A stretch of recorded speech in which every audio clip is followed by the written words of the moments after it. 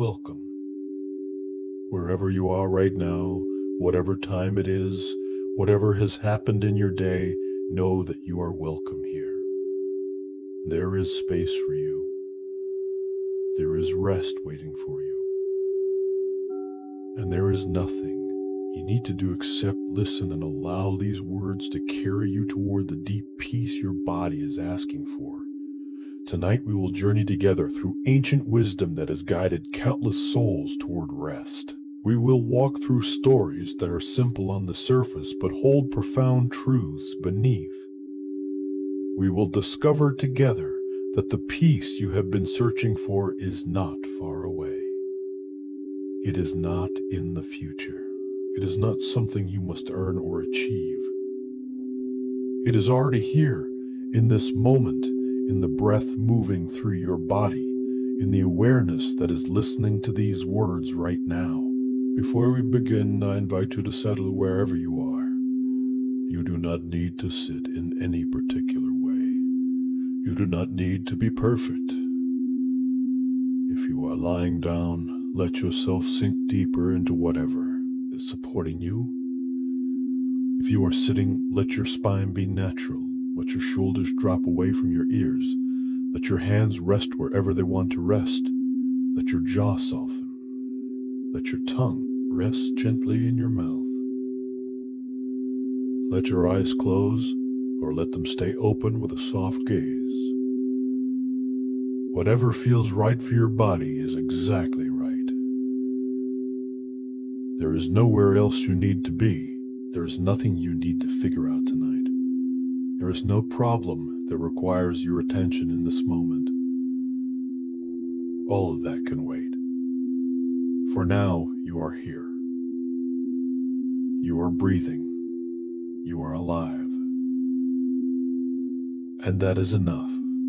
That is everything. Take a slow breath with me now. Breathe in gently through your nose and let the breath out slowly through your mouth. One more time. Breathe in the cool air and release the warm breath, letting go of anything you have been carrying today. Good. Now let your breath return to its natural rhythm. You do not need to control it. Your body knows how to breathe. It has been breathing you since before you were born. Trust your breath. Trust your body. Tonight's journey will explore a theme that lives in the heart of every person who has ever felt restless, every soul who has ever wondered if there is more to life than what they are experiencing. It is the theme of searching, the quiet hunger that lives inside us, the feeling that something is missing, that we are not quite home. That peace is somewhere just beyond our reach. This searching is not a flaw. It is not a problem. It is, in the wisdom of Zen Buddhism, the very doorway awakening. It is the beginning of the journey home to ourselves. You may have spent many years searching. Searching for the right job, the right relationship, the right spiritual practice, the right understanding, searching for a way to feel less anxious, less scattered, less incomplete. And perhaps despite all your searching, you still feel that the thing you are looking for has not quite arrived. If this is true for you, then these teachings tonight are especially for you. Because what we will discover together is that the searching itself may be the only thing standing between you and what you seek. The ancient Zen masters understood something that our modern minds struggled to grasp. They understood that we are not separate from what we are seeking. The peace we long for is not somewhere else. The wholeness we ache for is not waiting in some future moment when we finally get everything right. It is here. It has always been here. We are simply looking in the wrong direction. Imagine a person who has lost their glasses. They search everywhere. Under the couch, in the kitchen, in the car, They ask everyone they meet if they've seen the glasses. All the while, the glasses are resting on top of their head. The glasses were never lost. The person only forgot where to look. So it is with peace. So it is with rest. So it is with the home we are trying to return to. We are already there. We have always been there. We only need to stop searching long enough to notice. Let us begin now with a story. A story about a wanderer who searched for many years before he discovered what had been with him all along. It was a man named Taro who lived in a fishing village by the sea. He was a simple fisherman, and for many years his life followed the rhythm of the tides. He woke before dawn. He went out in his boat. He cast his nets. He returned with fish to sell at the market. He ate his meals. He mended his nets. He slept. And the next day, the same cycle would begin again. For a long time, this life satisfied him. But as the years passed, a restlessness began to grow in his chest. It started as a small feeling, easy to ignore, but gradually it grew larger, heavier, until it was with him every moment of every day. He began to feel that his life had no meaning, that he was wasting his time catching fish and selling fish and mending nets. That somewhere, somehow, there was a deeper truth waiting for him, and he was missing it by staying in this small village doing this small work. One day, Taro could not bear it any longer. He told his wife that he was leaving.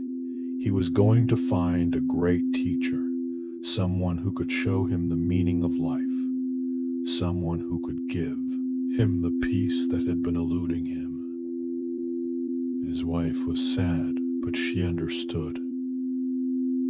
She had seen the restlessness in his eyes. She knew that he would not find peace until he had searched for what he was looking for. So she blessed him and let him go. Taro sold his boat. He took the money and whatever belongings he could carry, and he set out, on foot toward the mountains where he had heard that great spiritual teachers lived in monasteries and temples. He walked for many days. His feet became blistered. His body grew tired. But his heart was full of hope. He believed that when he found the right teacher, when he learned the right teachings, he would finally understand. He would finally be at peace. After many weeks of travel, Taro came to a monastery high in the mountains. The monastery was beautiful, surrounded by tall pine trees, with a view of valleys that stretched out below like waves of green. Taro knocked on the gate, and a monk answered. Taro explained that he had come from far away to study with the master of the monastery. The monk looked at him with kind eyes and said that the master would see him. Taro was brought to a simple room where an old teacher sat on a cushion. The teacher's face was lined with age, but his eyes were bright and clear like the eyes of a child. Taro bowed deeply and said, "Master, I have come to learn from you. I have left everything behind to find the truth. I want to understand the meaning of life. I want to find peace. Please teach me." The master smiled gently. He gestured for Taro to sit. Then he asked a simple question. "Tell me, Taro, what did you do before you came here?" "I was a fisherman," Taro said. "I lived in a village by the sea. I fished every day." "And did you like fishing?" the master asked. Taro paused. He had never really thought about whether he liked it.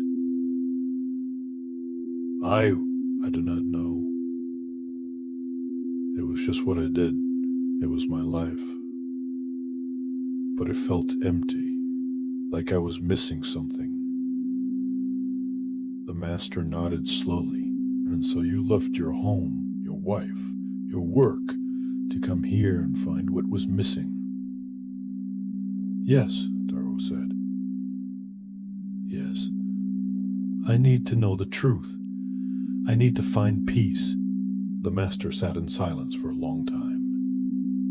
Taro waited, expecting some great teaching, some profound instruction. Finally, the master spoke.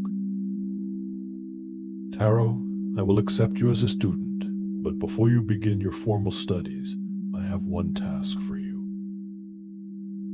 There is a small pond at the edge of the monastery grounds. I want you to spend the next 7 days sitting by that pond. Do not meditate. Do not pray. Do not read scriptures. Simply sit and watch the pond. That is all.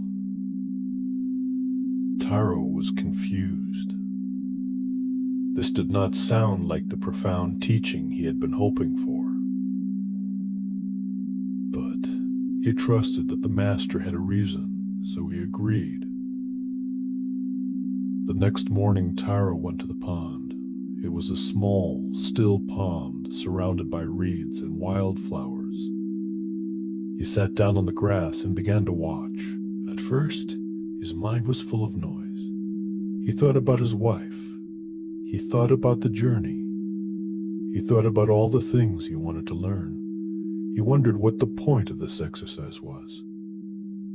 He felt impatient. He felt restless. The old familiar feeling of searching, of needing something more, rose up in him like a wave. But he stayed.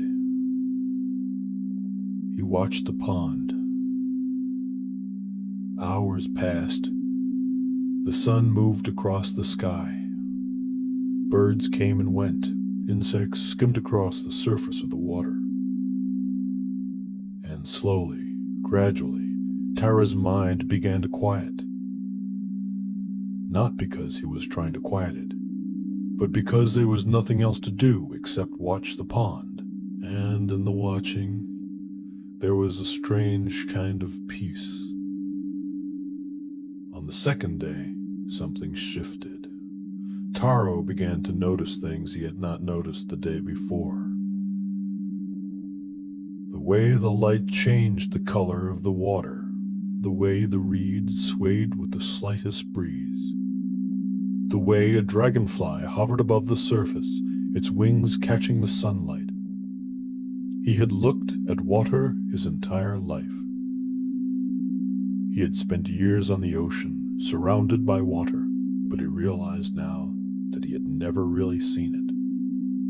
He had been too busy fishing, too busy thinking about the next thing, too busy searching for something beyond what was right in front of him. On the third day, a memory arose.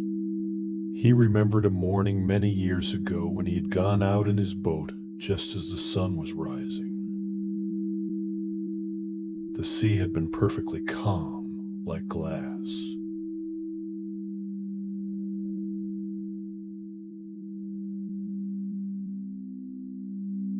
The sky had been painted in shades of pink and orange. He had stopped rowing for a moment and simply sat in the boat, watching the light. For just a moment, he had felt complete, whole, at peace. But then the moment had passed, and he had continued rowing, and he had forgotten about it. Now, sitting by the pond, the memory returned, and he realized that he had felt what he was searching for many times in his life. But he had always dismissed those moments as fleeting, insignificant. He had always believed that peace was something bigger, something more permanent, something that required great effort or great understanding to achieve. On the fourth day, Taro wept. He wept because he understood, suddenly and completely, what the Master was trying to show him. Peace was not something he needed to find. It was not hidden in the teachings of great masters. It was not waiting for him at the end of a long spiritual journey. It was here.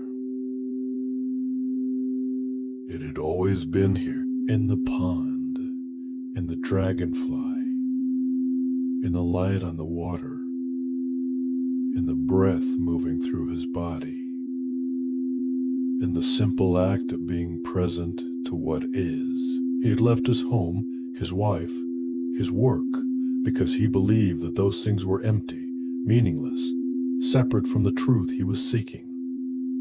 But now he saw that he had been wrong. The truth was not separate from his life. The truth was his life. Fishing was not separate from enlightenment. Mending nets was not separate from peace. The ocean was not less sacred than this pond. His small village was not less holy than this monastery in the mountains. On the 5th day, Taro sat by the pond and felt a deep gratitude wash over him. Gratitude for the journey that had brought him here. Gratitude for the Master who had given him this simple task. Gratitude for the pond, for the reeds, for the dragonfly. Gratitude for his wife, for his boat, for the life he had left behind. He understood now that he did not need to stay at the monastery to find peace. Peace was not a place. It was a way of seeing. It was the ability to be fully present to whatever was in front of him, and he could practice that anywhere. In a monastery or in a fishing boat, in the mountains or by the sea. On the 6th day, Taro went to the Master and said, "I understand now. I am ready to go home." The Master smiled. "And what have you learned, Taro?" "I have learned that what I was searching for was never lost. I have learned that peace is not something I need to find. It is something I need to remember. I have learned that the life I left behind was not empty. I was the one who was empty, because I was not present to it. I was always looking beyond it, searching for something more. But there is nothing more. There is only this. This moment, this breath, this life." The Master bowed to Taro. "You have learned well. Go home and remember what you have seen here. The pond is everywhere. You do not need to search for it. You only need to notice it." And so Taro returned home. He walked the same roads he had walked before, but now he walked them differently. He noticed the trees. He noticed the sky. He noticed the feeling of his feet on the earth. When he arrived at his village, his wife ran to meet him. She looked into his eyes and saw that something had changed. "Did you find what you were looking for?" she asked. "Yes," Taro said, "and no. I found that what I was looking for was here all along. I found that I did not need to go anywhere, but I also found that I needed to go away in order to see what was here." From that day forward, Taro returned to his work as a fisherman. He woke before dawn. He went out in his boat. He cast his nets. He returned with fish to sell at the market. The outward form of his life looked the same as it had before. But inwardly, everything had changed. Now, when he cast his nets, he was fully present to the casting. When he watched the sunrise, he did not think about what he needed to do next. He simply watched. When he ate his meals, he tasted them. When he mended his nets, he felt a rope in his hands. He was no longer searching for peace. He was living it, and in living it, he found a joy that he had never known before. Dear friend, this story is not just about tarot. It is about you. It is about all of us who have spent our lives searching for something we believe is missing. We leave our homes, we travel to distant places, we study with teachers, we read books, we attend retreats, we practice meditation. And all of these things can be beautiful. All of these things can be valuable.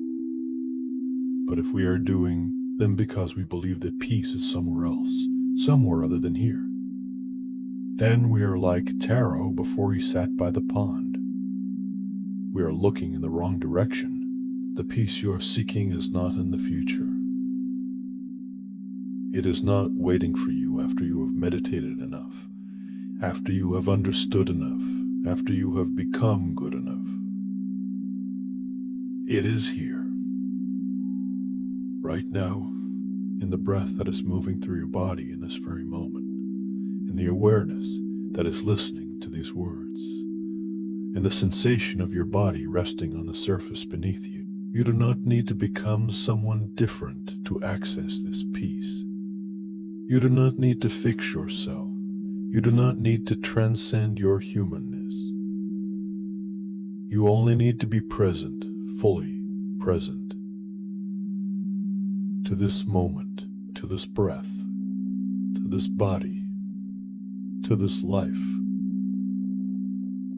And I know that your mind may be saying, but I am not at peace, I am anxious, I am restless.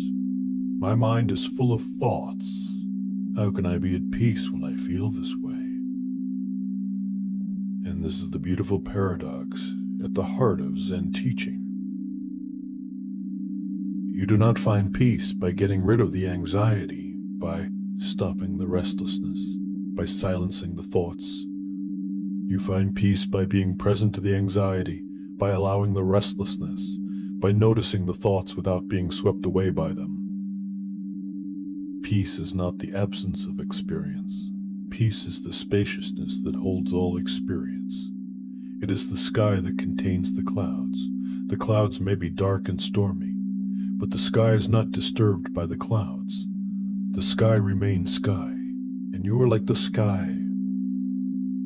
Your true nature is not the thoughts, not the emotions, not the sensations. Your true nature is the awareness that notices all of these things. And that awareness is always at peace. Always always here. Let me share another story with you now. A story about a student who struggled with a restless mind and discovered something that changed everything. There was a young woman named Yuki who came to study at a Zen center in the countryside. Yuki was intelligent and sincere. She wanted very much to understand the teachings. She attended every lecture. She sat in meditation every day. She studied the sutras with great care. But there was one problem that tormented her. Her mind would not be still. During meditation, instead of experiencing the peace and clarity she had read about in books, her mind would race. Thought after thought after thought. Worries about whether she was doing the meditation correctly. Judgments about herself for not being able to focus. Memories from the past. Plans for the future. Random images and sounds and sensations. It was like a storm inside her head. And no matter how hard she tried to make it stop, the storm only grew stronger. Yuki became more and more frustrated. She began to believe that she was a bad meditator, that something was wrong with her, that she did not have what it took to experience the peace that others seemed to find so easily.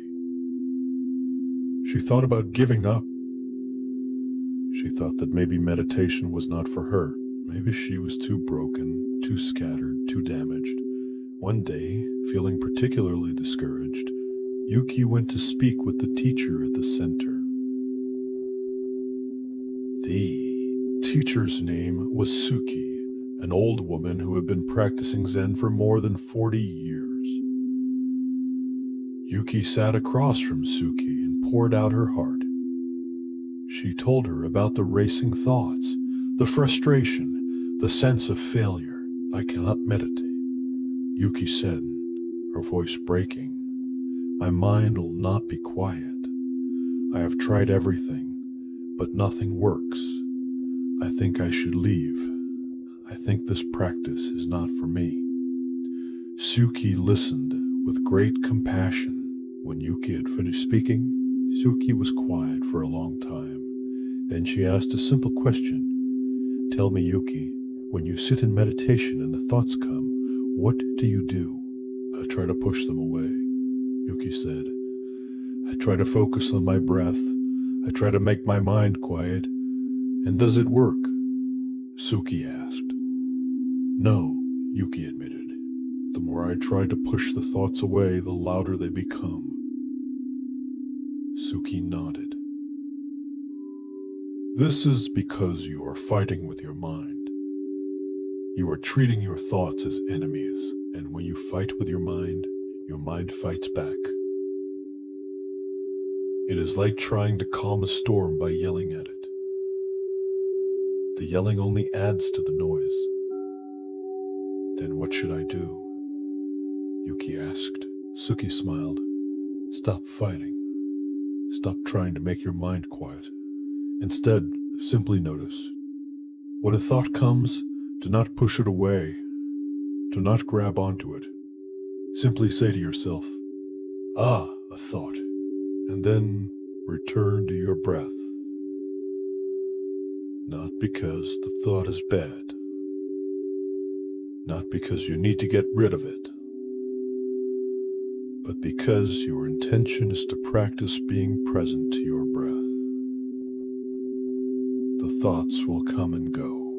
Let them. They are like clouds passing through the sky.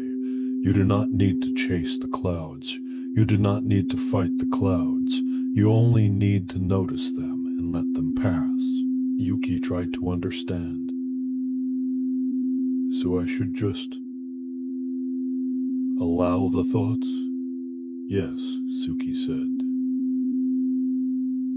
"Allow them. Welcome them even. Each thought that arises is an opportunity to practice noticing, to practice returning. This is the practice, not the absence of thoughts, but the gentle, patient act of noticing and returning, again and again and again." In the days that followed, Yuki began to practice this new way. When she sat in meditation and a thought arose, instead of fighting it, she would say to herself, "Thought about whether I am doing this correctly." And then she would gently return her attention to her breath. When another thought came, she would say, "A memory from yesterday," and return. "A plan for tomorrow." Return. "A judgment about myself." Return. At first it felt strange. It felt like she was allowing the chaos to continue. But gradually, something began to shift. She noticed that when she stopped fighting the thoughts, they had less power. They would arise, and then they would pass. Like clouds, like waves. They came and they went, and she was the one who noticed them coming and going. One day, during meditation, Yuki had a realization that brought tears to her eyes. She realized that she was not her thoughts. For her entire life, she had believed that she was the thinker, the one creating the thoughts, the one responsible for them. But now she saw that thoughts simply arose. They came from somewhere beyond her control, and they passed away just as quickly. She was not the thoughts. She was the awareness that noticed the thoughts. She was the space in which the thoughts appeared and disappeared. And that awareness, that space, was always still, always quiet, always at peace. Even when the thoughts were loud and chaotic, the awareness was untouched. It was like the bottom of the ocean, where all is calm and silent, even when the surface is stormy and turbulent. From that day forward, Yuki's meditation practice changed completely. She no longer sat down hoping for a quiet mind. She sat down knowing that whatever happened in her mind was perfect. Thoughts or no thoughts, peace or chaos, it did not matter. Because she was not trying to achieve a particular state, she was simply practicing being present to whatever was happening. And in that practice, she found a freedom she had never known before. Months later, Suki asked Yuki, "How is your practice now?" Yuki smiled. "My mind is still busy sometimes. Thoughts still come. But I am no longer at war with my mind. I have made friends with my thoughts, and in that friendship, I have found a peace that does not depend on my mind being quiet. It is a peace that exists beneath the noise. A peace that is always here, waiting for me to notice it." Suki bowed to her student. "You have learned the secret," she said. "You cannot control your mind, but you can change your relationship to your mind. And when you do, everything changes." Dear friend, this teaching is so important for you tonight. Many of you are lying here hoping that your mind will become quiet so that you can rest. You are waiting for the thoughts to stop, for the worries to go away, for the restlessness to settle. And while you wait, you are tense. You are fighting. You are resisting what is. But what if you did not need to wait? What if you could rest right now, even with a busy mind? What if the thought's not the problem? What if the problem is only your resistance to the thoughts? Your mind may continue to think. That is what minds do. Minds produce thoughts the way the heart produces beats, the way the lungs produce breath.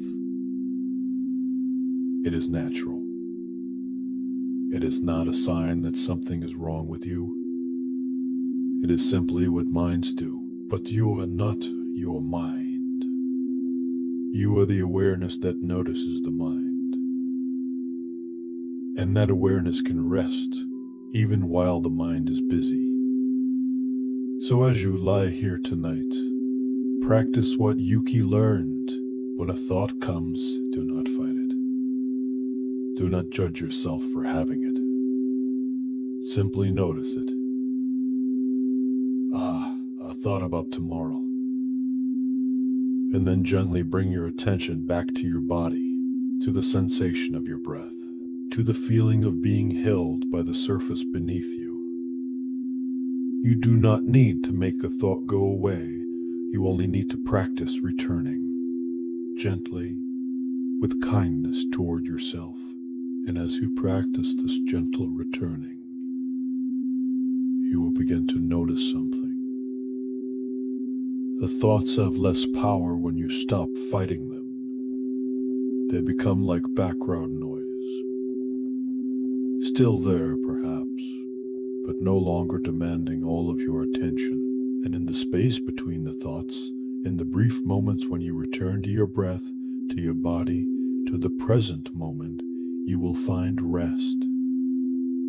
Real rest. Not the rest that comes from the absence of thoughts, but the rest that comes from the absence of struggle. This is the rest that the ancient masters speak of. The rest that does not depend on perfect conditions. The rest that is available to you right now, exactly as you are, with whatever thoughts you have, Whatever worries you carry, whatever restlessness lives in your body, you are allowed to rest. You do not need permission from your mind. You do not need to wait until everything is perfect. You can rest now. Rest while the thoughts come and go.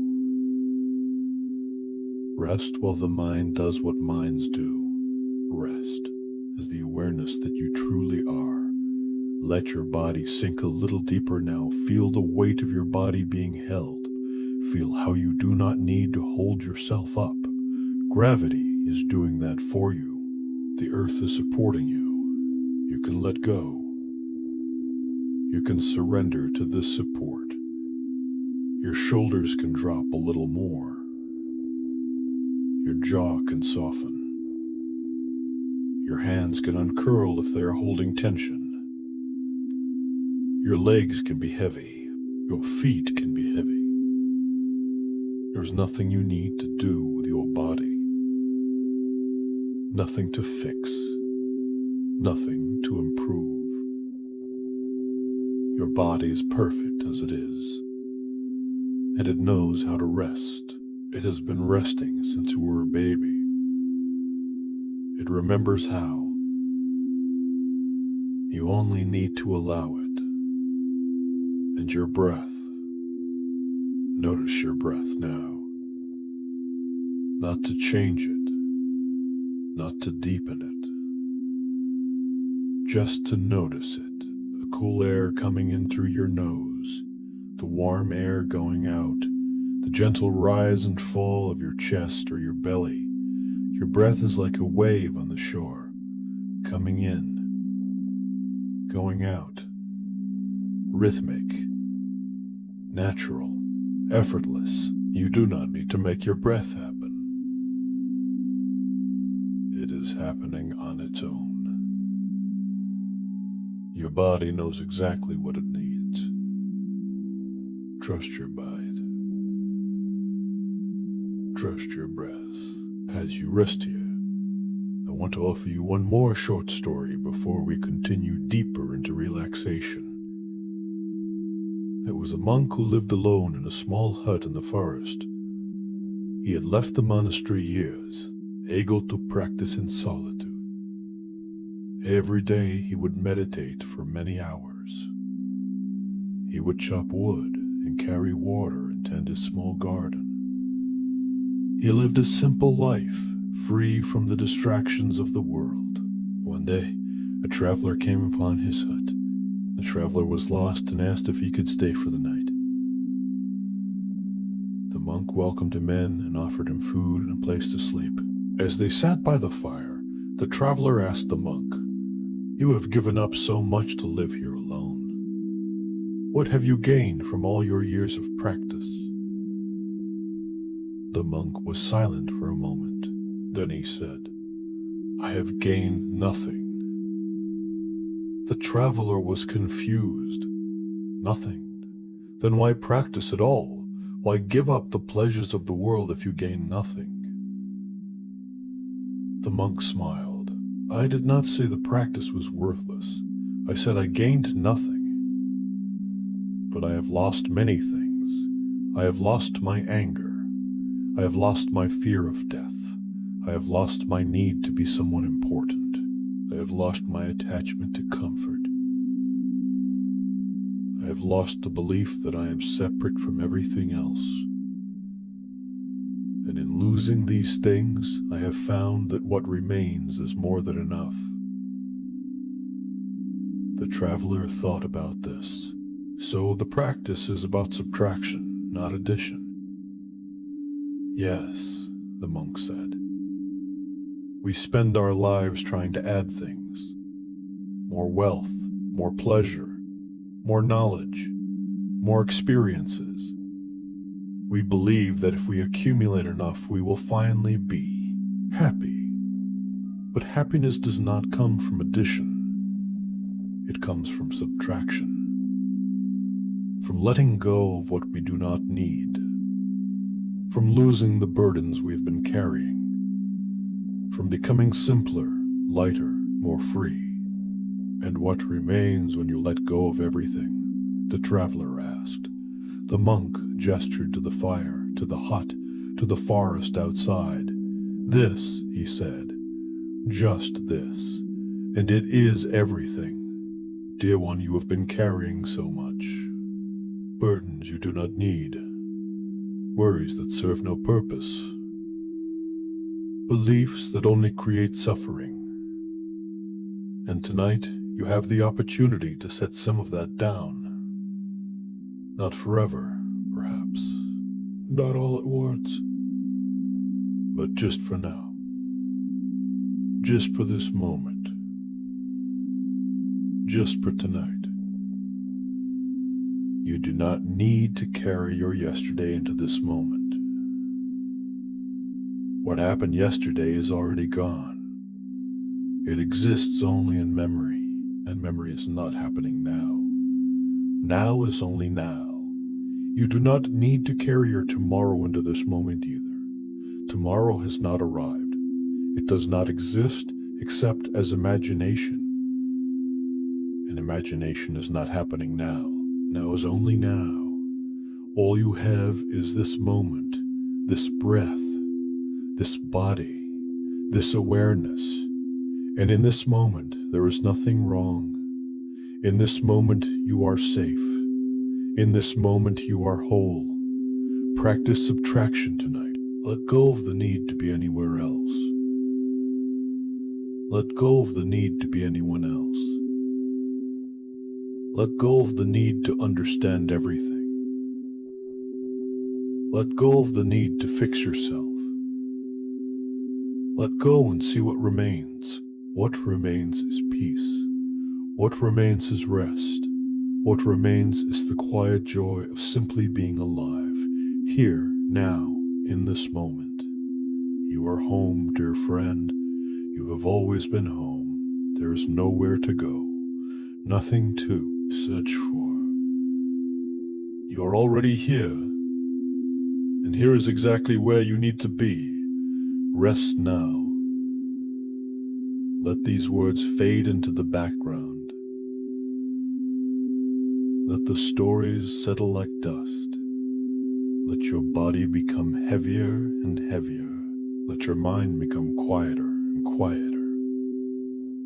Not through force, through allowing, through surrender, through the simple recognition that you do not need to do anything else tonight, except rest. You are held. You are safe. You are loved, and you are allowed to rest. Rest deeply. Rest completely.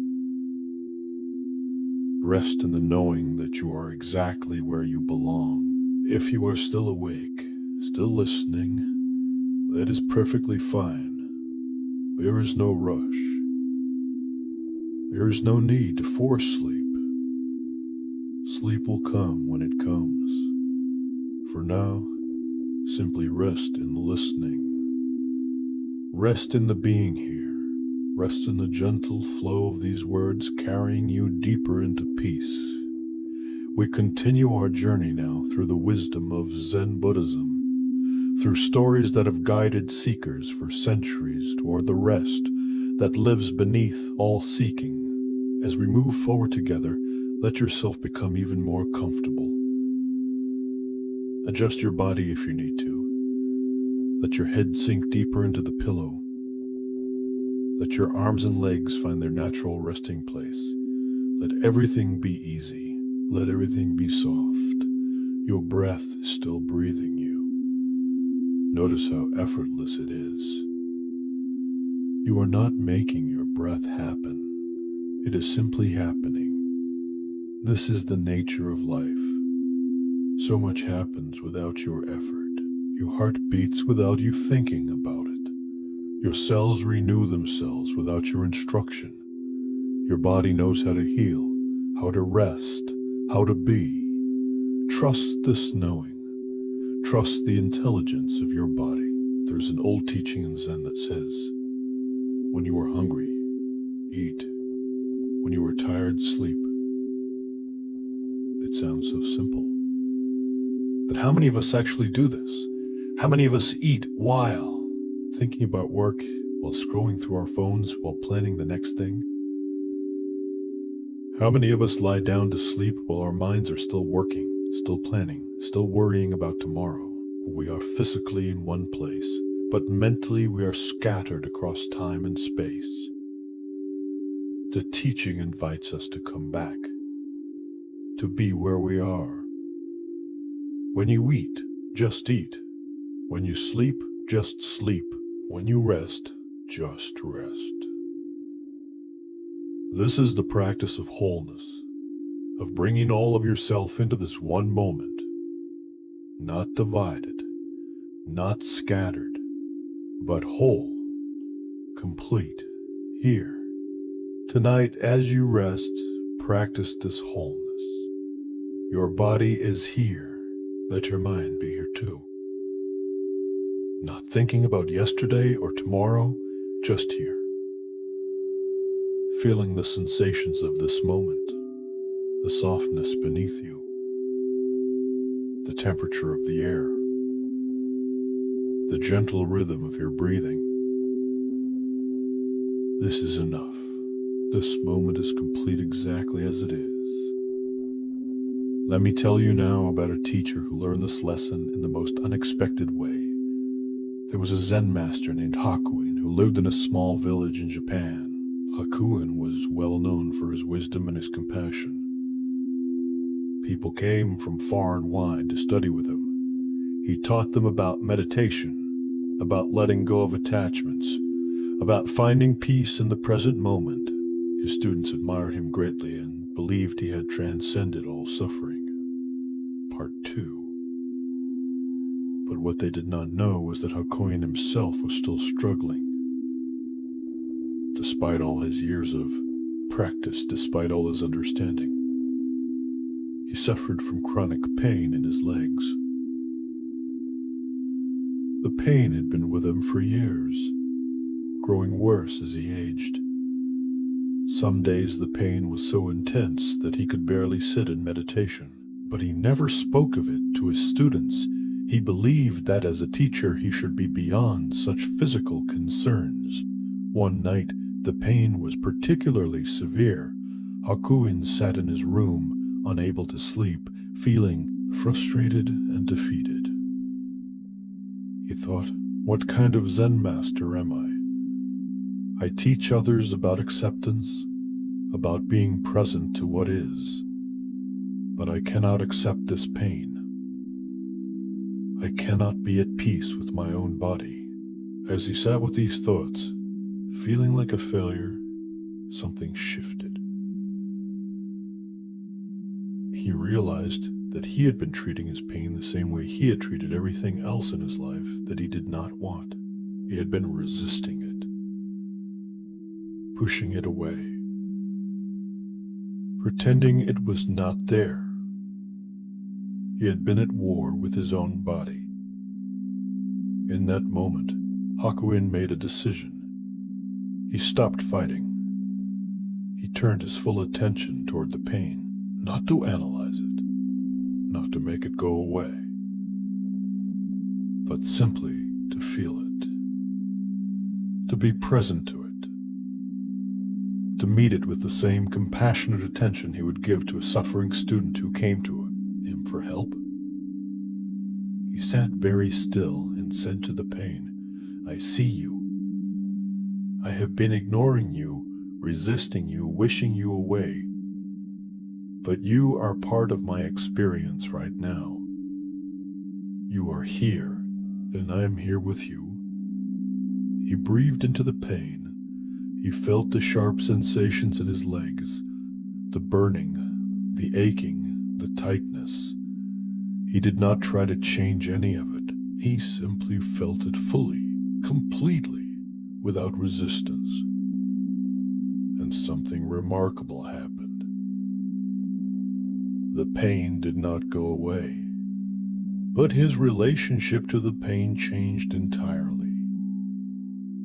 When he stopped fighting it, when he stopped making it wrong, when he simply allowed it to be exactly as it was, he found that he could be at peace even with the pain. The pain was still there, but the suffering, the mental anguish, the frustration, the sense that something was terribly wrong that began to dissolve. Hakuin realized that night that pain and suffering are not the same thing. Pain is a physical sensation. It is part of being human, part of having a body. But suffering is what we add to the pain through our resistance, through our stories about what the pain means, through our desperate wish for things to be different than they are. From that night forward, Hakuin taught his students something new. He taught them that true practice is not about transcending the body, not about rising above our human experience.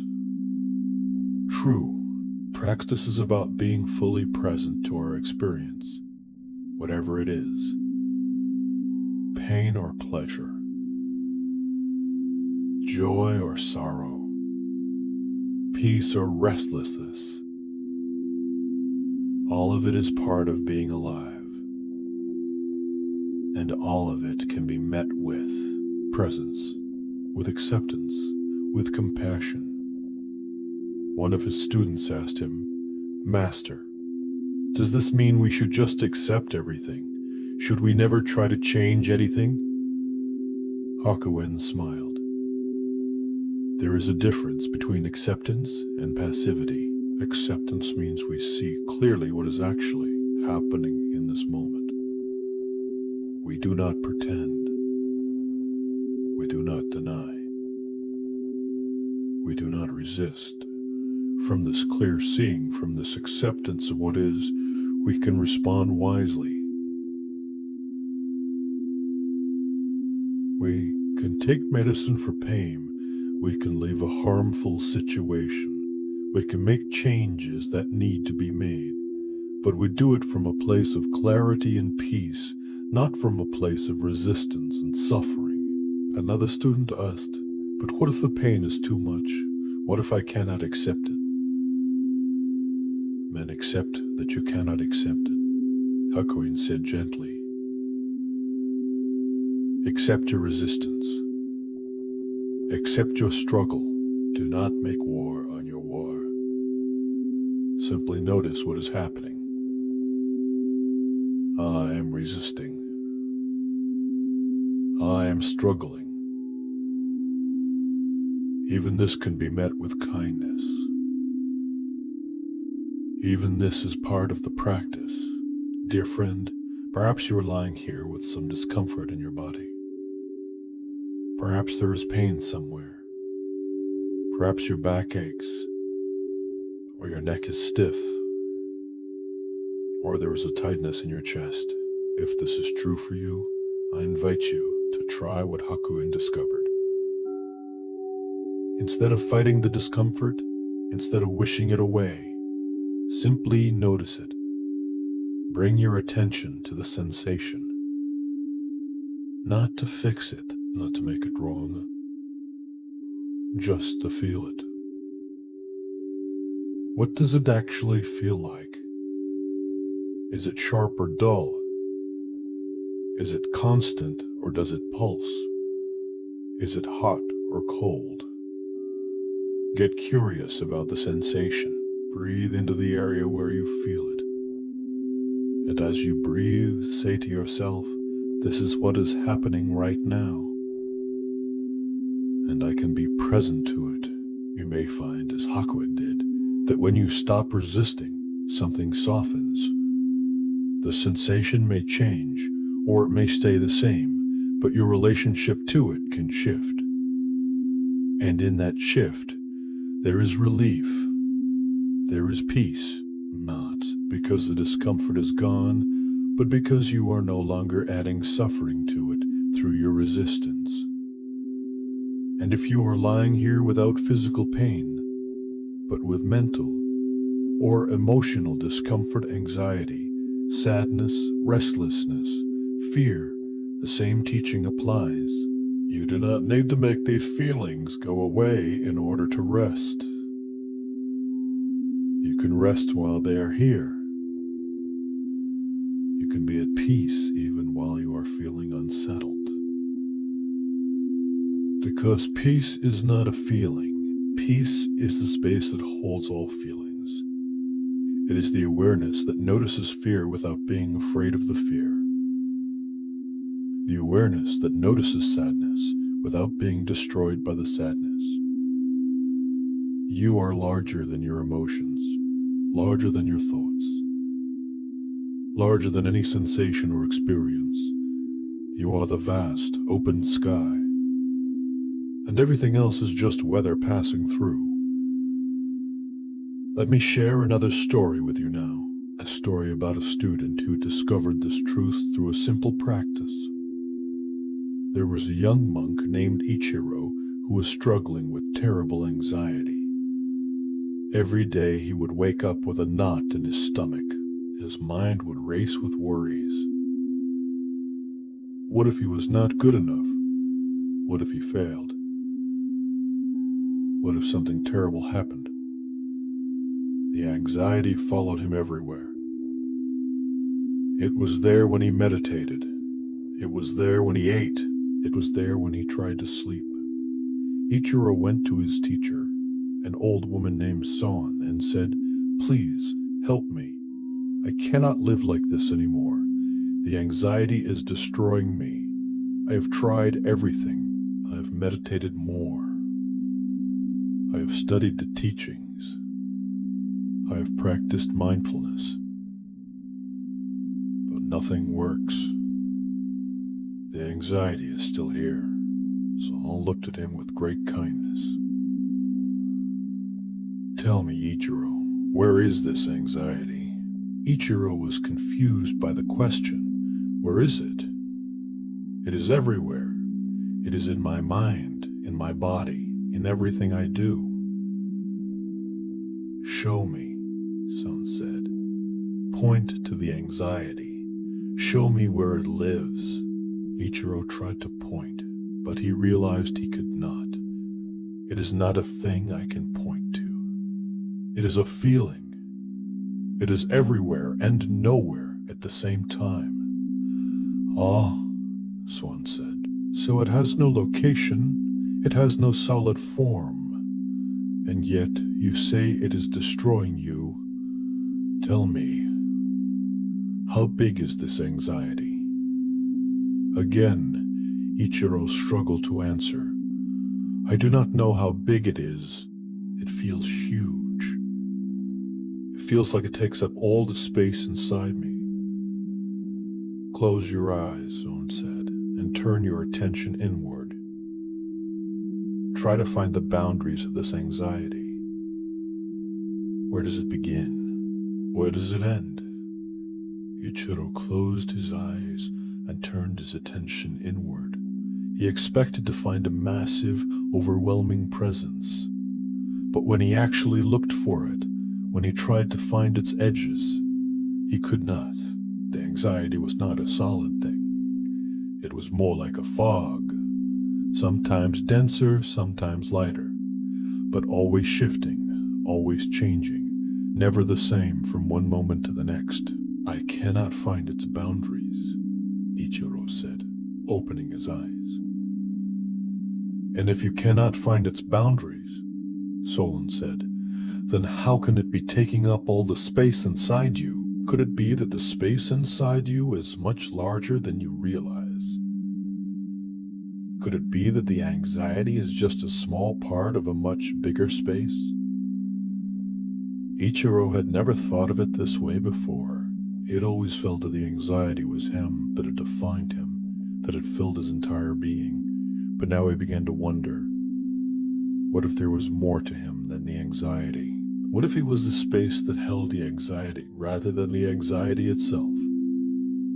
Someone gave him a practice.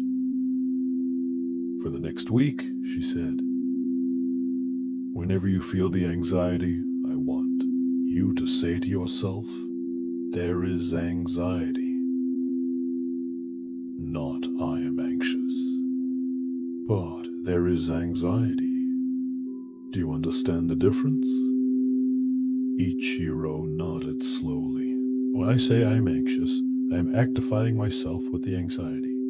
I am saying that I and the anxiety are the same thing. But when I say there is anxiety, I am recognizing that the anxiety is something I am experiencing, but it is not me. Exactly, Sohan said. You are not the anxiety. You are the awareness that notices the anxiety. And the awareness is never anxious. The awareness is always peaceful, always still, even when what it is aware of is chaotic and disturbing. Ichiro practiced this for many days. Each time the anxious feelings arose, he would pause and say to himself, "There is anxiety." At first it felt like a small, almost meaningless change, but gradually he began to notice something shifting. By not identifying himself with the anxiety, by recognizing it as something he was experiencing rather than something he was, he created a little bit of space between himself and the feeling. And in that space he found relief. He began to see that the anxiety was not constant. Sometimes it was strong. Sometimes it was barely noticeable. It came and it went, like waves on a shore. And he was not the waves, he was the shore. The waves could crash against him, but they could not destroy him. They could not wash him away. One day, Ichiro was sitting in meditation when a wave of anxiety arose. It was strong, overwhelming, the kind that used to send him spiraling into panic. But this time, instead of being swept away by it, he simply noticed it. "There is anxiety," he said to himself. And then he noticed something else. He noticed the awareness that was noticing the anxiety. And he realized that the awareness was completely calm, completely at peace. The anxiety was happening, yes, but the awareness was untouched by it. It was like standing in the middle of a storm, but being surrounded by a dome of complete silence and stillness. The storm raged outside the dome, but inside, all was calm. When the meditation ended, Ichiro went to Soen with tears in his eyes. "I understand now," he said. "I am not the anxiety. I am not the storm. I am the storm. I am the awareness. And the awareness is always at peace, always free, no matter what is happening." Soen bowed to him. "You have found your true home," she said. "The anxiety may come and go for the rest of your life. That is part of being human, but you will never be lost in it again, because you know now who you really are, and that can never be disturbed. Dear one, this is perhaps the most important teaching I can offer you tonight. You are not your anxiety. You are not your fear. You are not your sadness. You are not your restlessness. These are experiences you are having. They are weather patterns moving through the sky of your awareness. But you are not the weather. You are the sky. And the sky is never disturbed. The sky holds everything. Storms and sunshine, clouds and clear blue. All of it is welcome, all of it is allowed, and all of it passes through, leaving the sky exactly as it was before. Right now, as you rest here, practice saying this to yourself. There is thinking. Not, I am thinking, but there is thinking. There is restlessness. Not I am restless, but there is restlessness. There is discomfort. Not I am uncomfortable, but there is discomfort. Do you feel the difference? Do you feel how the small shift in language creates a shift in your experience? When you stop identifying yourself with the experience, when you recognize yourself as the awareness that holds the experience, everything changes. You become free, not free from the experience, but free within the experience. And that freedom is the deepest rest you can know. Let your body rest even more deeply now. Let your muscles release any remaining tension.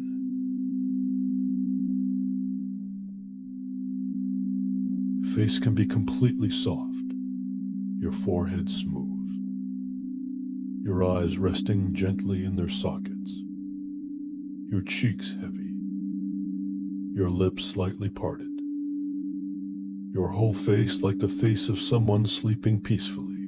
Your shoulders, let them drop away from your ears.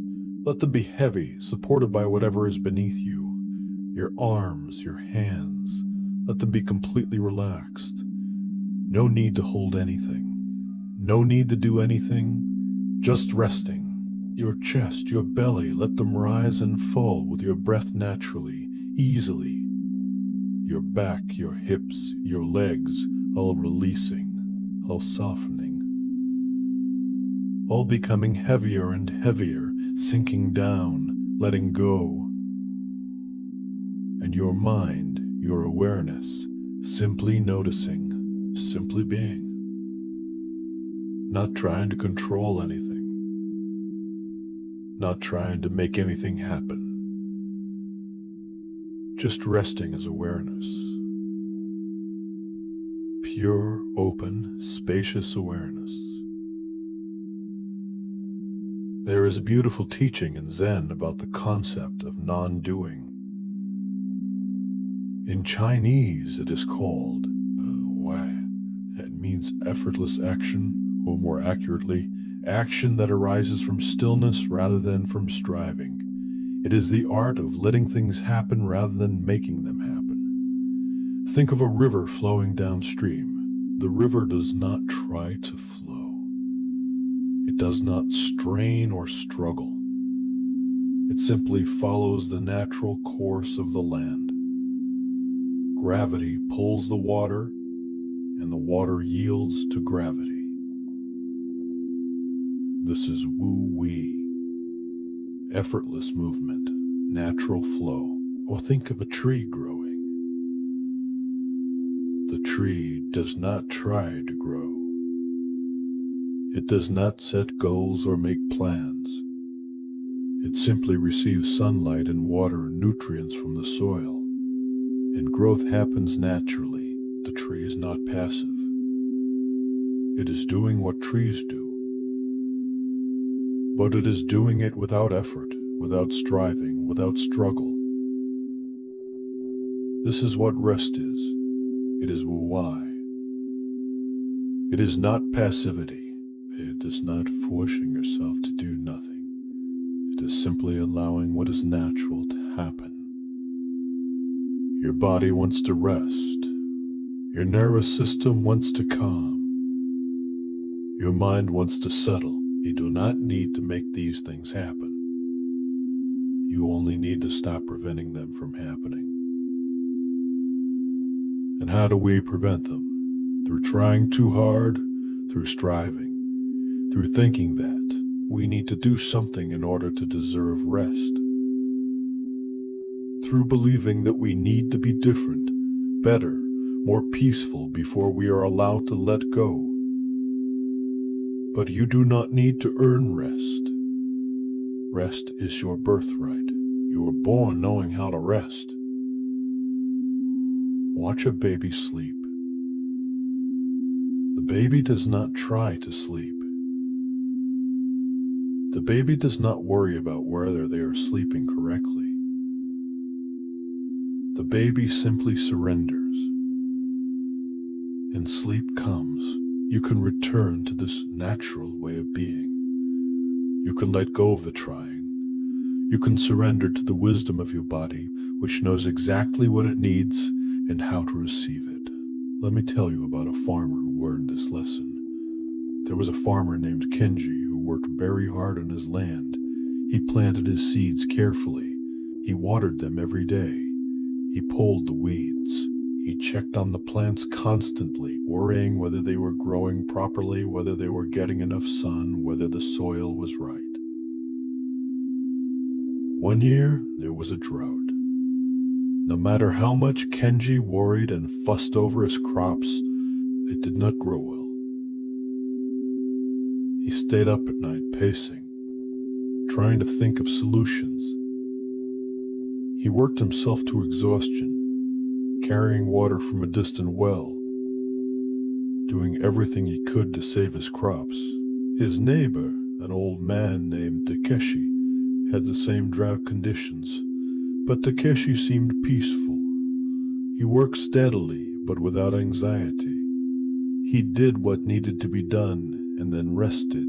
Kenji went to Takeshi and said, "How can you be so calm? Do you not care about your crops? Are you not worried?" Takeshi smiled. "Of course I care. But I understand something you have forgotten. I can plant the seeds. I can water them. I can tend the soil. But I cannot make them grow. Growth is not something I do. It is something that happens. The seeds know how to become plants. The earth knows how to nourish them. The sun knows how to provide energy. My job is to create the conditions for growth and then to trust the process. But what if the crops fail? Kenji asked.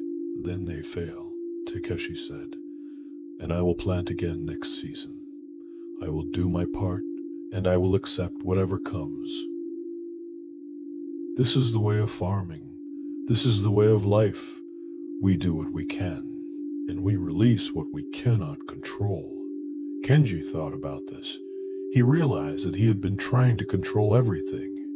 He had been carrying the weight of the entire harvest on his shoulders, as if his worry and his effort alone could make the crops grow. But Takeshi was right. He could create conditions.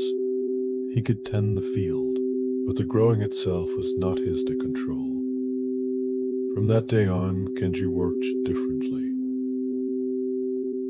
He still did everything that needed to be done, but he did it with a different energy. Not the energy of anxious striving, but the energy of peaceful participation. He worked, and then he rested. He did his part, and then he released the outcome. And strangely, his life became easier. Not because the external circumstances changed, but because he was no longer exhausted by his own resistance, his own need to control everything. Dear friend, you are like Kenji. You have been trying so hard, trying to make yourself rest, trying to make your mind be quiet, trying to force sleep to come. But rest, like growth, is not something you do. It is something that happens when you create the right conditions and then get out of the way. The conditions are already here. You are lying down. You are in a safe place. You have time to rest. Your body knows what to do. So now, the only thing left is to get out of the way, to stop trying, to stop controlling, to simply allow. Allow your body to do what it naturally wants to do. Allow your breath to find its own rhythm. Allow your mind to think if it wants to think. Allow sensations to be as they are. Allow emotions to flow through if they need to flow. Allow everything. Resist nothing. This is Wei-Wei. This is the art of effortless being. And in this allowing, in this non-doing, rest comes naturally. Sleep comes naturally. Peace comes naturally. You do not need to make anything happen tonight. You only need to stop preventing what wants to happen. And what wants to happen is rest. Deep, healing, beautiful rest. So let go now. Let go of the effort. Let go of the trying. Let go of the worry about whether you are doing this right. There is no right way to rest. There is only your way, your body's way. And your body knows. Trust your body. Trust the process. Trust that everything you need is already here, already happening, already taking care of you. You are like the seed in the ground. The growing is happening even if you cannot see it. The healing is happening even if you cannot feel it. The rest is happening even if your mind is still partially awake.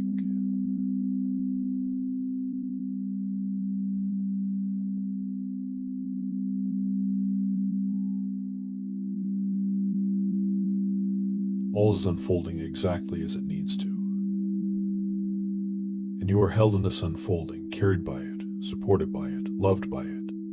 Rest now, dear one. Rest in the knowing that you do not need to do anything else. You do not need to be anything else. You do not need to figure anything out. Simply be. Simply rest. Simply rest, and let the ancient wisdom of centuries carry you deeper and deeper into the peace that you are. The peace that you have always been, the peace that is your true nature and your true home. You are safe. You are whole. You are exactly where you need to be.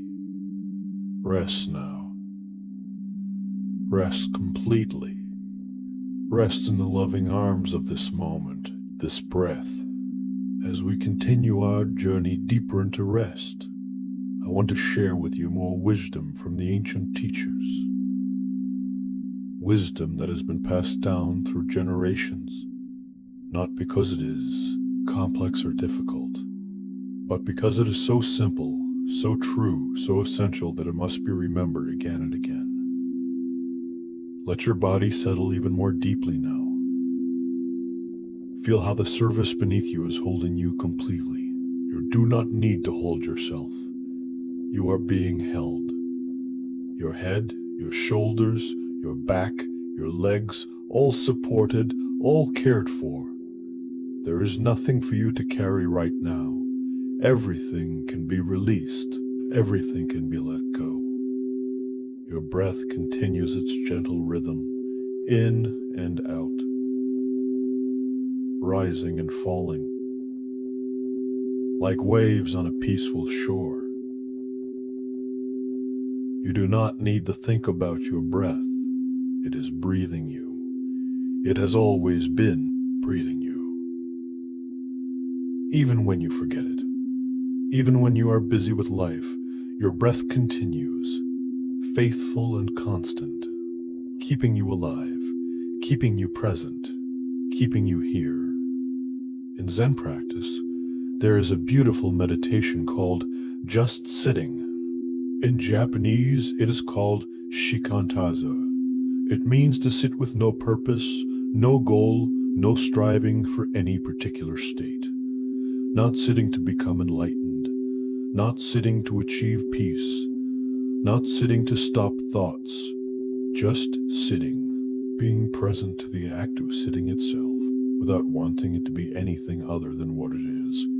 This is radical in a world that tells us everything must have a purpose, everything must lead. Somewhere everything must produce a result. We are taught to always be working towards something. Always improving, always achieving, always becoming. But Zen asks us, what if you did not need to become anything? What if you are already complete? What if this moment exactly as it is enough? When you practice just sitting, you're not trying to get anywhere. You are simply being where you are. And in that simple being, something profound happens. You discover that you are already home. You have always been home. There was nowhere to go, nothing to achieve. The peace you were seeking was here all along, in the simple act of being present to what is. Tonight, you are practicing just resting. Not resting to achieve sleep, not resting to become peaceful, not resting to fix anything or improve anything, just resting. Being present to the act part 3 of resting itself. Feeling your body, noticing your breath, allowing whatever arises to arise. This is enough. This is complete.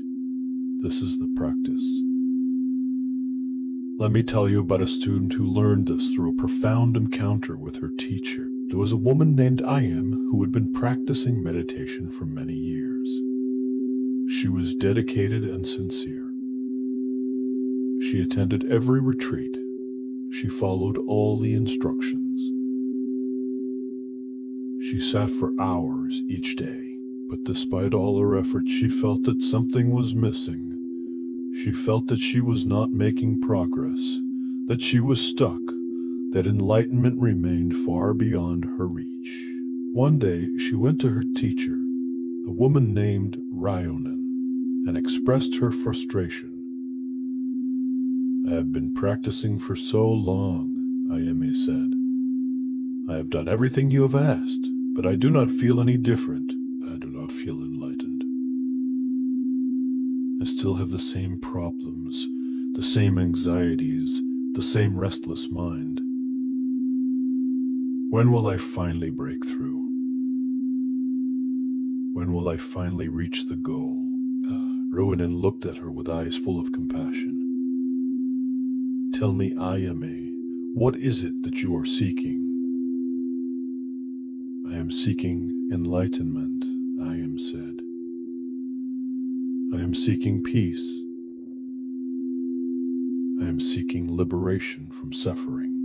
And who is it that is seeking? Ryonan asked. Ayame paused. I am the one seeking. Ah, Ryonan said. And who is this I that seeks? Ayame tried to answer, but found that she could not. Who was the I that was seeking? Was it her body, her mind, her thoughts, her feelings? The more she looked for this I, the more elusive it became. Ryonan continued gently. You see, Ayame, the one who is seeking enlightenment is the very thing that prevents you from seeing that you are already enlightened. The seeker is the obstacle. As long as there is someone seeking, there is separation. There is a you here and enlightenment over there. But in truth, there is no separation. There is no you separate from enlightenment. You are the enlightenment you are seeking. Ayame's mind struggled to understand. But I do not feel enlightened. I feel confused and frustrated and far from peace.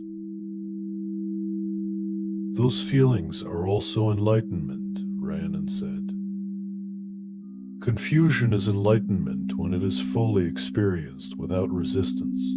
Frustration is enlightenment when it is met with presence. There is nothing that is not enlightenment. Nothing that is outside of your true nature. The problem is not that you are not enlightened.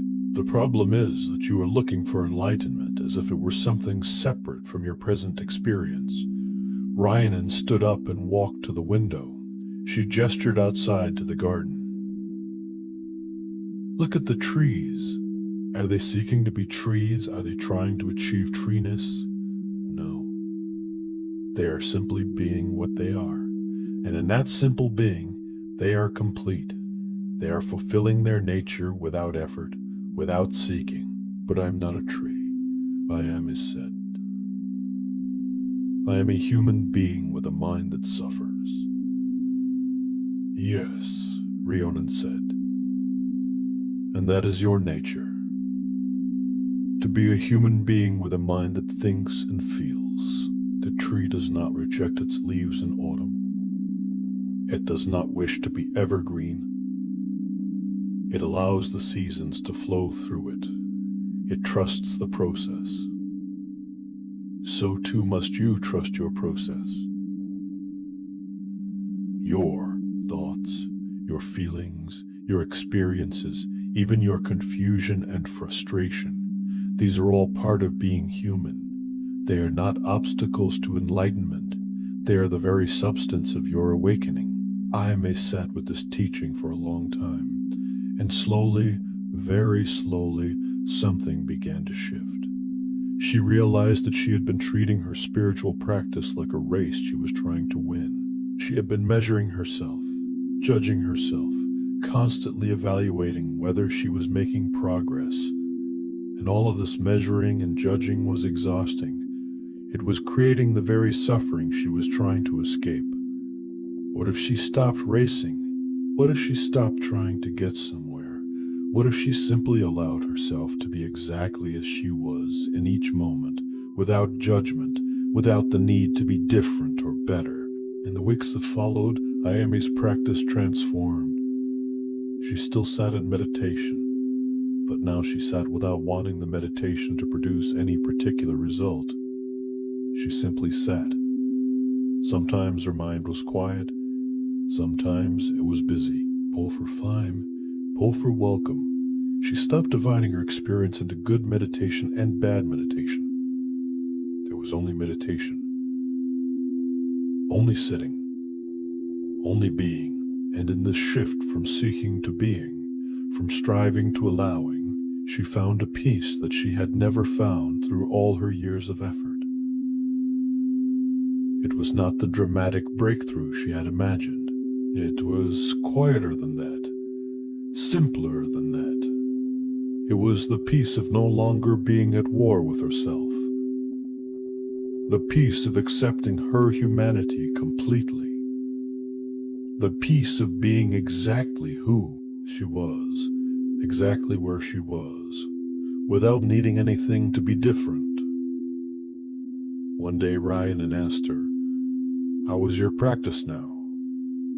Ayami smiled. "I have stopped practicing to get somewhere. Now I practice because this is what I am doing in this moment. And whatever arises in the practice, whether it is peace or restlessness, clarity or confusion, I meet it as it is. I no longer judge it or push it away. And in this meeting, in this allowing, I have found something I was not looking for. Not enlightenment as I imagined it, but a deep okayness with being alive, with being human, with being me." Wyanan bowed deeply to her student. "Now you are practicing true Zen," she said. "Not seeking, just being. Dear one, do you hear the wisdom in this story? Do you hear how it applies to this very moment, to your experience of lying here, trying to rest? Perhaps you have been treating rest the way Ayami treated enlightenment. Perhaps you have been seeking it, chasing it, measuring whether you are resting correctly, judging yourself when rest does not come quickly enough. And all of this seeking and judging is creating tension. It is preventing the very rest you are trying to find. What if you stop seeking rest? And what if you simply allowed yourself to be exactly as you are right now? Awake or sleepy, peaceful or restless, comfortable or uncomfortable. What if all of it is okay? What if there is no correct way to be in this moment? You are not failing at rest. You are simply being. And being is always enough. Being is always complete. Being is the goal you have been seeking all along. So release yourself from the need to rest correctly. Release yourself from the pressure to fall asleep. Release yourself from the judgment about whether you are doing this right. You cannot do being wrong. You are already being. You have always been being. And that is perfect. Let your experience be whatever it is. If you are thinking, let yourself think. If you are feeling sensations, let yourself feel them. If you are aware of sounds, let yourself hear them. All of it is part of this moment. All of it is part of resting.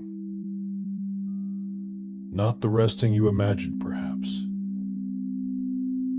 but the resting that is actually available to you right now. And in this allowing, in this release of the need to be different, your body will do what it naturally wants to do. It will soften. It will settle. It'll move toward sleep or toward deep rest in its own time, in its own way. You do not need to make it happen. You only need to stop preventing it. There's an old Zen saying, sitting quietly, doing nothing, spring comes and the grass grows by itself. You do not need to make the grass grow. Spring takes care of that. You only need to sit quietly and let nature unfold as it will. So too with rest. You do not need to make rest happen. Your body knows how to rest. Your nervous system knows how to calm. Your mind knows how to settle. These are natural processes. They happen by themselves when you create the conditions and then get out of the way. The conditions are here. You are lying down. You are safe. You are listening to gentle words. Now, get out of the way. Stop trying. Stop controlling. Stop judging. Just be. Just rest. Just allow. And as you allow, notice what happens. Notice how your breath perhaps becomes slower, softer. Notice how your body perhaps becomes heavier, more relaxed. Notice how your thoughts perhaps become more dreamlike, less urgent. All of this is happening by itself. You are not doing it. It is being done through you. This is the miracle of being alive. So much happens without your effort. Your heart beats about 100,000 times a day without you thinking about it. Your lungs breathe about 20,000 times a day without your instruction. Your body heals cuts and bruises without your conscious participation. Your digestive system processes food while you sleep. Billions of cells in your body are working right now to keep you alive, healthy, functioning. You are not doing any of this. It is all happening by itself. Your body is a miracle of intelligent design, and it knows exactly what it needs to do, including rest, including sleep, including healing. Trust your body. It has brought you through every challenge you have ever faced. It has survived every difficult day. It has carried you through your entire life. It knows what it is doing. Let me share another story with you now, a story about trust. There was a monk named Dogen who founded one of the most important Zen schools in Japan. Before he became a great teacher, he was a young student searching for understanding. He had studied with many teachers, but he had not yet found what he was looking for. One day, he traveled to China to study at a famous monastery. When he arrived, he met an old cook who worked in the monastery kitchen. The cook was elderly, bent with age, but his eyes were bright and clear. Dogen watched as the cook sorted through beans, carefully picking out the good ones and discarding the bad ones. It was hot outside, and the work looked difficult for someone so old. Dogen approached the cook and said, "Honorable elder, why do you do this difficult work yourself? Surely the monastery has younger monks who could do this for you." The cook looked up and smiled. "Who else could do my practice for me?" "But this is just cooking," Dogen said. "This is not spiritual practice. You should be meditating, studying the sutras, seeking enlightenment." The cook laughed gently. "Young man, you have traveled all this way and you still do not understand. What do you think practice is? Do you think it is something separate from cooking, from cleaning, from washing clothes? Do you think enlightenment is only found in the meditation cushion?" Dogen was taken aback. "But surely meditation is more important than sorting beans. Every action is meditation when it is done with full presence," the cook said. "When I sort these beans, I am completely here. My hands touch each bean. My eyes see each one. There is no separation between me and the beans, between me and the sorting. This is Zen. This is practice. Not seeking something else while I do this task, but being fully present to this task itself." This encounter changed everything for Dogen. He realized that he had been searching for enlightenment as if it were something separate from his daily life, as if he needed to transcend the ordinary activities of living in order to find the sacred. But the old cook showed him that the sacred and the ordinary are not separate. Washing dishes is enlightenment. Walking is enlightenment. Breathing is enlightenment. Not because these activities are special, but because when they are done with complete presence, there is no separation between the doer and the doing. There is only the activity itself, flowing naturally, effortlessly. From that day on, Dogen practiced differently. He brought full presence to everything he did. When he sat in meditation, he just sat. When he walked, he just walked. When he ate, he just ate. And in this simple, complete presence to each activity, he found the enlightenment he had been seeking. He later taught his students, to study the way is to study the self. To study the self is to forget the self. To forget the self is to be enlightened by all things. What does it mean to forget the self? It means to stop being so concerned with whether you are doing it right, whether you are good enough, whether you are making progress.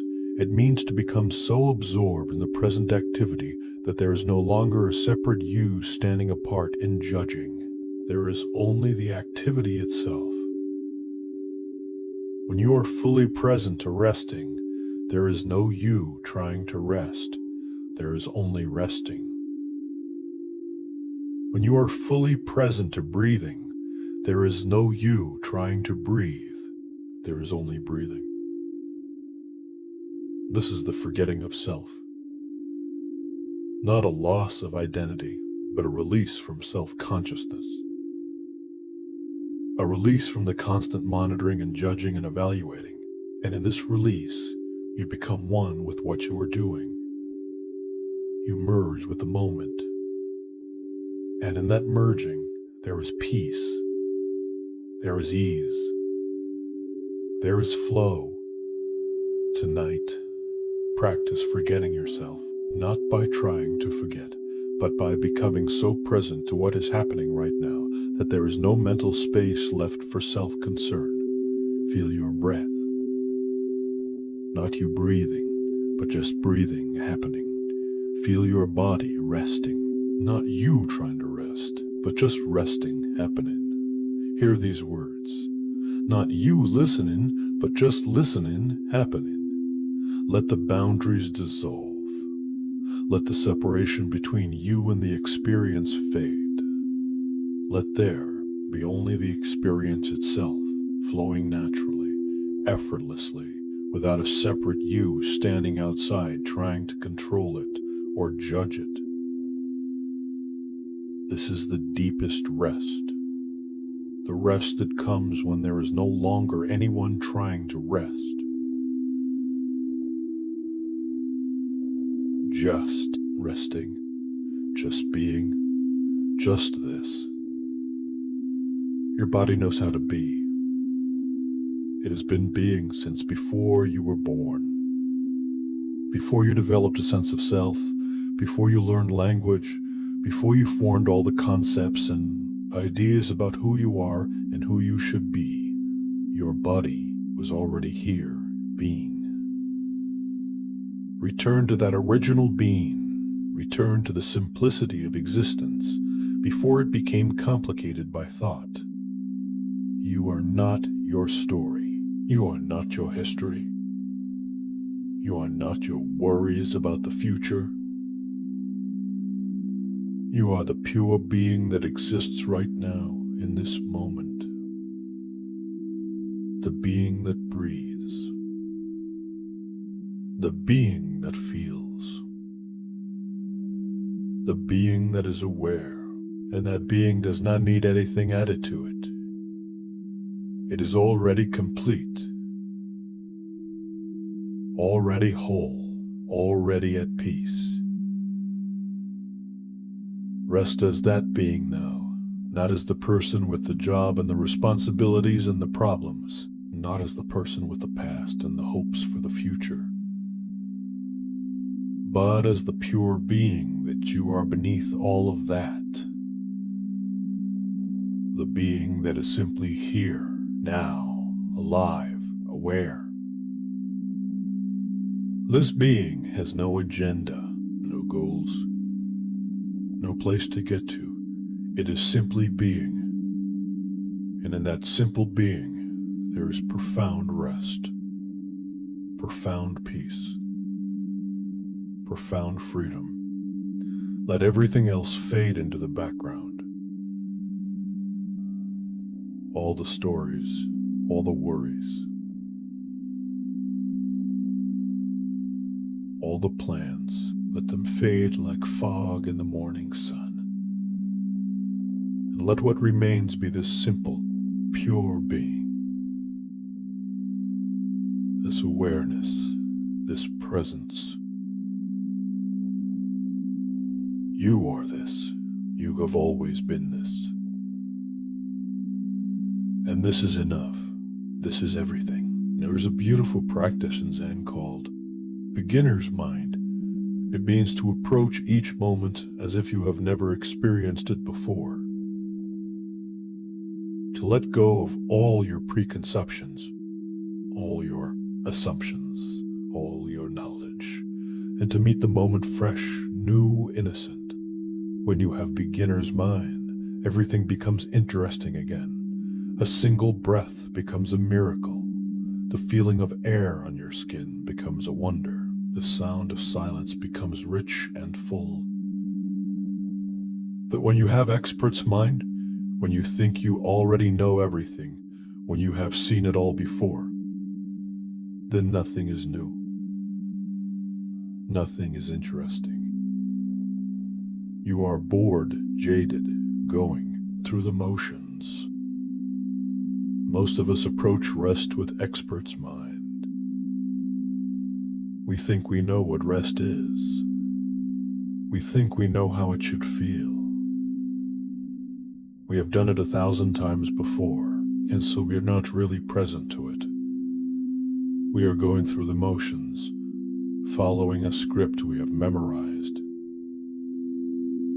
But what if you approached this moment of rest with beginner's mind? What if you let go of all your ideas about what rest should be like and simply felt what is actually happening right now? What would you discover? Perhaps you would discover sensations you have never noticed before. The subtle pulsing of your heartbeat, the gentle movement of your body with each breath, the temperature of the air on your face, the texture of the fabric touching your skin. Perhaps you would discover that rest is not the absence of sensation, but the presence of awareness to sensation. Not numbness, but aliveness. Not checking out, but checking in. Deeply, completely. Approach this moment with beginner's mind. Let go of knowing. Let go of expecting. Let go of comparing this rest to previous rests. This moment has never happened before. It will never happen again. It is utterly unique, utterly new. Meet it as if for the first time. Feel your body as if for the first time. Breathe as if for the first time. And in that freshness, in that innocence, discover the wonder that has been here all along, hidden beneath your assumptions and expectations. Rest is not boring. Rest is not empty. Rest is full of life, full of presence, full of subtle textures and rhythms and movements. When you bring beginner's mind to rest, you discover that rest is actually quite fascinating. Your body is doing so many things right now. Your heart is pumping blood through miles of vessels. Your lungs are exchanging oxygen and carbon dioxide. Your brain is processing sounds and sensations. Your immune system is patrolling for threats. Your digestive system is absorbing nutrients. Millions of processes all happening simultaneously, all working together in perfect harmony. This is what you are. This is what is happening when you rest. Not nothing. Not emptiness. But a vast, complex, beautiful symphony of biological processes, all sustaining your life, all taking care of you. Be amazed by this. Be in awe of this miracle that is your body. And as you rest, know that you are not just lying here doing nothing. You are giving your body the time and space it needs to do its maintenance work, to repair cells, to process emotions, to consolidate memories, to restore energy. Rest is not lazy. Rest is not wasted time. Rest is essential. Rest is productive in ways that activity can never be. Rest is when healing happens, when integration happens, when your whole system comes back into balance. So honor your rest. Honor this time. Know that it is important, valuable, sacred. You are not escaping life by resting. You are supporting life. You are making it possible to show up fully for all the moments that are yet to come. This is not indulgence. This is wisdom. This is self-care in the deepest sense. This is you listening to what your body needs and giving it that gift. You deserve this rest. You do not need to earn it. You do not need to be productive enough or good enough to deserve rest. You deserve rest simply because you are alive. Because you are a human being. Because rest is a basic need, like food and water and air. So let yourself have this, completely, without guilt, without holding back. Let yourself rest fully, deeply, completely. And know that as you rest, you are not alone. Countless others around the world are resting right now, lying down, closing their eyes, breathing, seeking the same peace that you are seeking. You are part of a great human family, all of us doing our best to live, to cope, to find moments of peace in a complex world. Send compassion to all those who struggle to rest tonight, all those who lie awake with worry, all those who are in pain, All those who are lonely or afraid, may they find peace. May they find rest. May they know that they are not alone and receive compassion for yourself. You have carried so much. You have been so strong. You have done your best. And now it is time to lay down the burden. Time to let yourself be held. Time to rest. You are loved. Even if you cannot feel it right now, you are loved. The universe that created you, that brought you into existence, that has sustained you through every moment of your life, that universe loves you. It wants you to thrive. It wants you to be at peace. Rest in that love now. Rest in the knowing that you are cared for, supported, held. You are not separate from the universe. You are part of it, made of the same stardust, connected to everything that is, and everything that is wants you to rest. The earth beneath you wants to hold you. The air around you wants to embrace you. The darkness wants to enfold you in its gentle peace. Let yourself be loved. Let yourself be held. Let yourself rest completely in the arms of existence itself. You are home. You are safe. You are exactly where you need to be.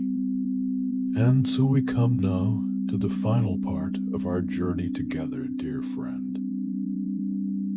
If you're still listening, still aware, that is beautiful. If you have drifted into sleep, that too is beautiful. There is no wrong way to be in this moment. Whatever is happening is exactly right. As we move through these final teachings, let yourself sink even deeper into comfort. Let your whole body be so heavy, so relaxed, that it feels as though you are melting into the surface beneath you. There is no separation between you and what holds you. You are supported completely, held completely, loved completely. Your breath has become so soft now, so gentle, like a whisper, like the gentlest breeze moving through leaves. You barely notice it, and yet it continues, faithful and constant, breathing life into you with each precious cycle. In the teachings of Zen Buddhism, there is a profound understanding that everything is impermanent. Nothing stays the same. Nothing lasts forever. This might sound sad at first, but it is actually deeply liberating. Because if everything is impermanent, then everything that causes you suffering is also impermanent. The anxiety you feel will pass. The pain will pass. The worry will pass. Like clouds in the sky, like waves on the ocean, everything arises and everything passes away. And you, the awareness that witnesses all of this arising and passing, you are the constant. You are the still point around which everything revolves. Thoughts come and go, but you remain. Emotions come and go, but you remain. Experiences come and go, but you remain. You are the eternal witness, the unchanging presence, the peace that exists before and after and during all experiences. Let me tell you about a master who taught this truth in the most beautiful way. It was a Zen master named Ikkyu who lived a long and extraordinary life. He was known for his unconventional teaching methods and his deep wisdom. When Ikkyu was very old, in the final days of his life, his students gathered around him. They were sad, knowing that soon they would lose their beloved teacher. One student asked him, "Master, you will soon leave us. What is your final teaching? What wisdom can you leave us that we can carry with us always? AQ was quiet for a long time. Then he picked up his brush and wrote a single word on a piece of paper. The word was attention. Part 4. The student looked at the paper, confused. That is it? Just attention? Surely you have something more profound to teach us. IQ smiled gently and wrote again. This time he wrote, attention. Attention. Attention. Attention. The student was frustrated. Master, I do not understand. Please explain what you mean. EQ put down his brush and looked at his student with great love. Attention means attention, he said simply. There is nothing more to teach. Everything you need to know is contained in this single practice. Pay attention. Be present. Notice what is actually happening in this moment.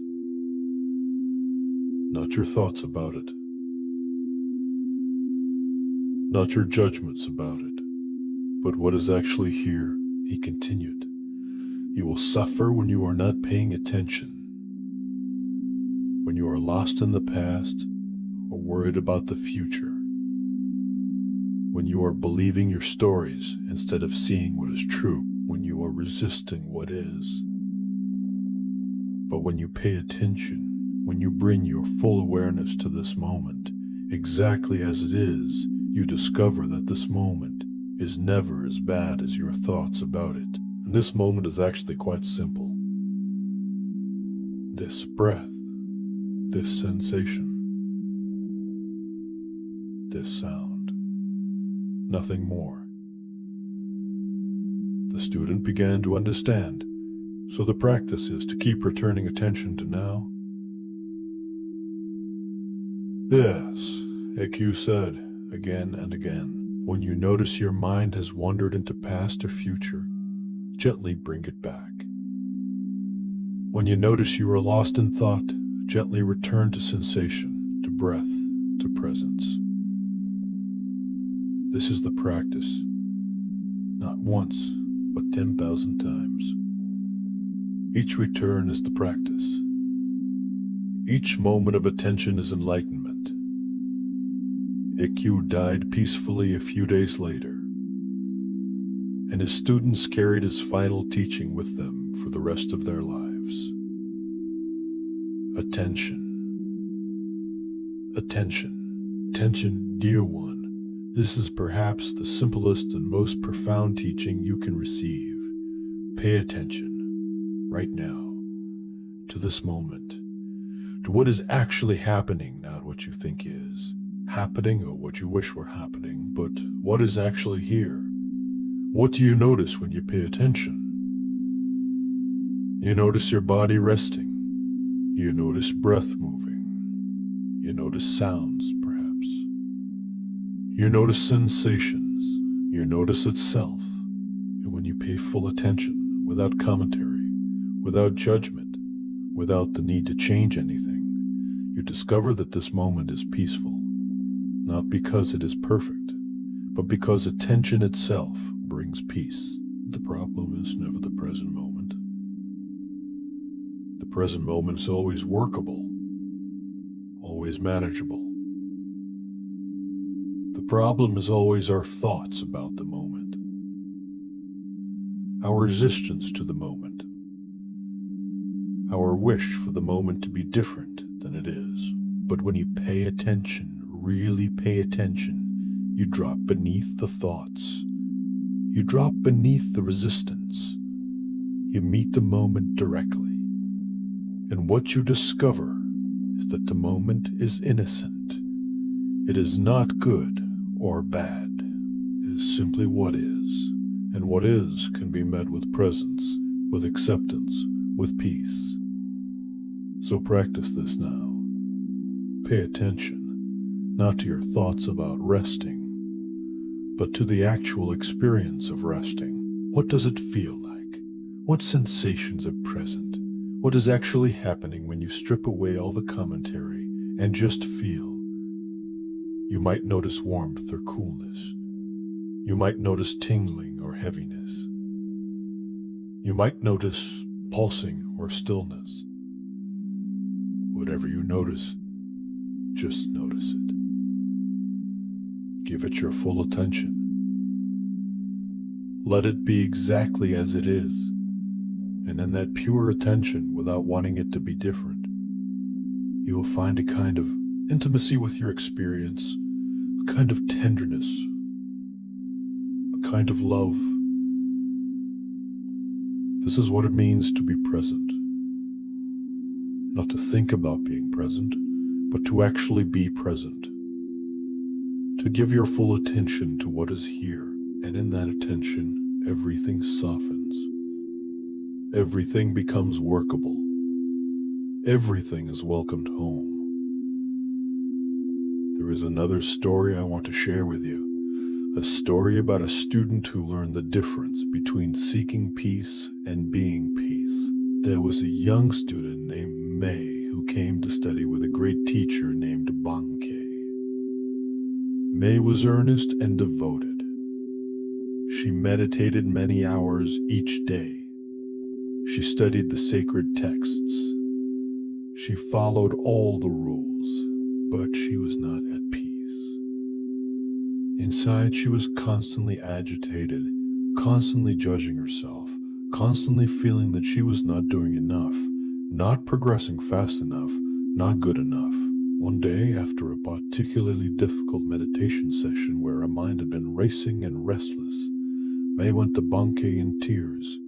"Master," she said, "I am trying so hard to find peace. I meditate, I study, I practice, but peace never comes. What am I doing wrong?" Bankei looked at her with gentle eyes. "Tell me, May, when you sit in meditation seeking peace, where do you imagine this peace is?" "I imagine it is somewhere I will reach if I practice hard enough," May said.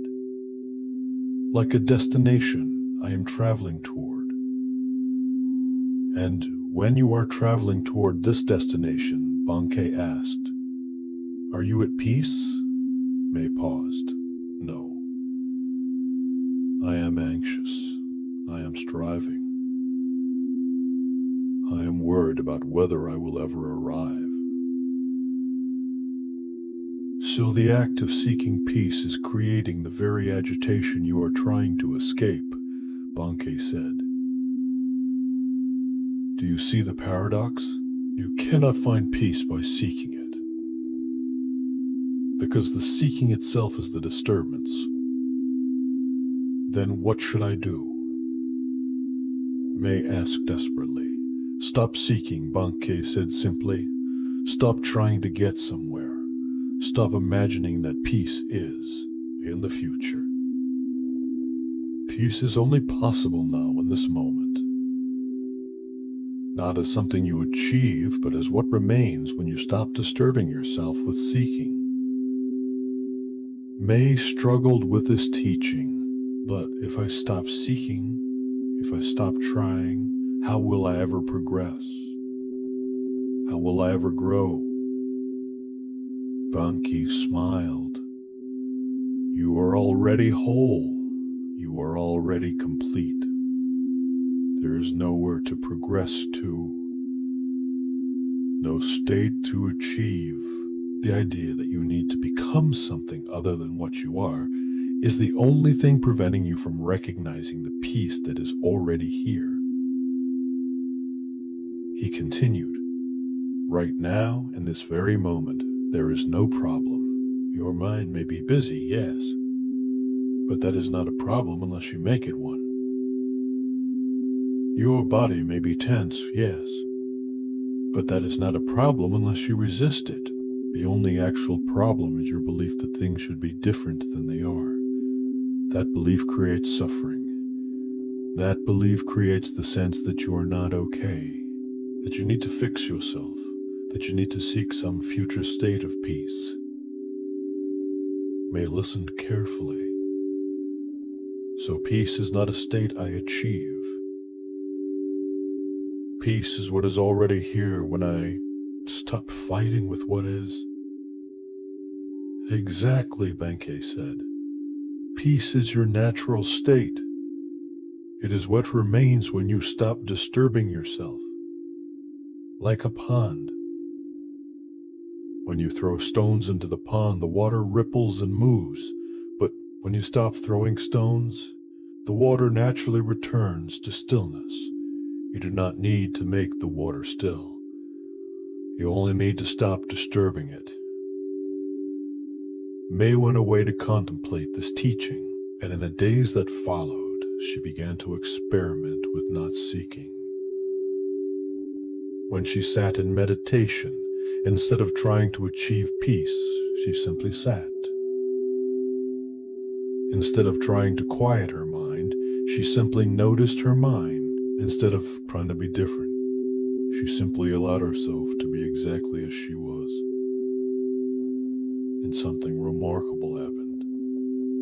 When she stopped seeking peace, peace began to reveal itself, not as something she achieved, but as something that had been there all along, hidden beneath her seeking. Like the blue sky hidden behind clouds, the clouds had not been covering the sky. The seeker had just been looking at the clouds instead of seeing through them to the sky beyond. One morning, May was sitting in meditation when she realized something profound. She was at peace.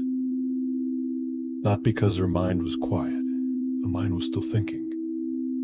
Not because her body was perfectly comfortable.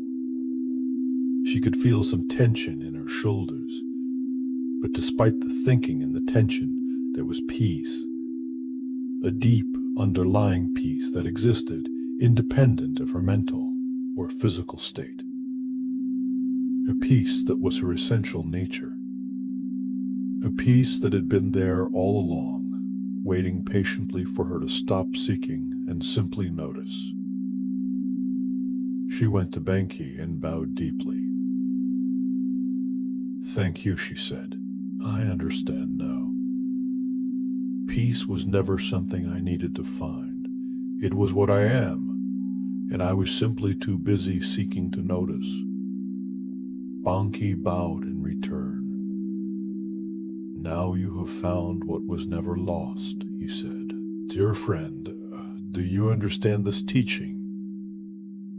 Do you see how it applies to you right now? You have been lying here, perhaps seeking rest, seeking sleep, seeking peace.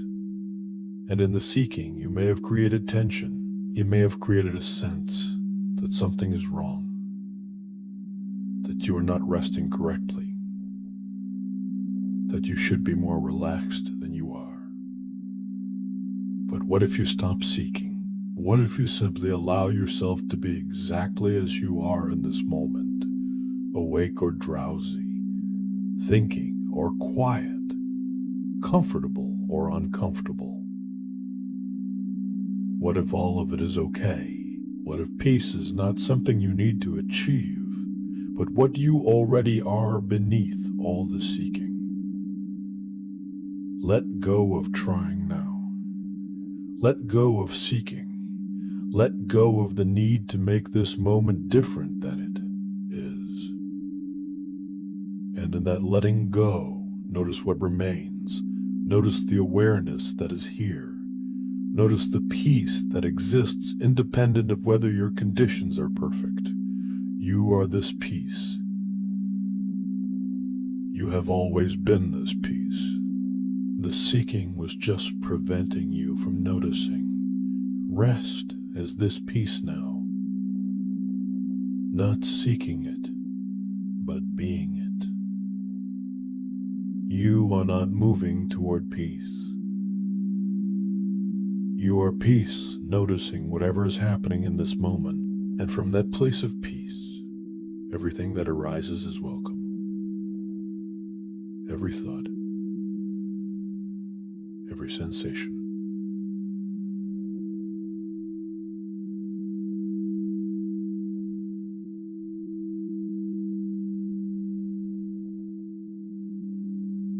be sound though. Without disturbing you, let everything be as it is. Let yourself be as you are. And in that total allowing, discover the rest that needs no particular conditions. The rest that is available always in every moment, because it is what you are. There is a famous Zen saying, before enlightenment, chop wood, carry water. After enlightenment, chop wood, carry water. What does this mean?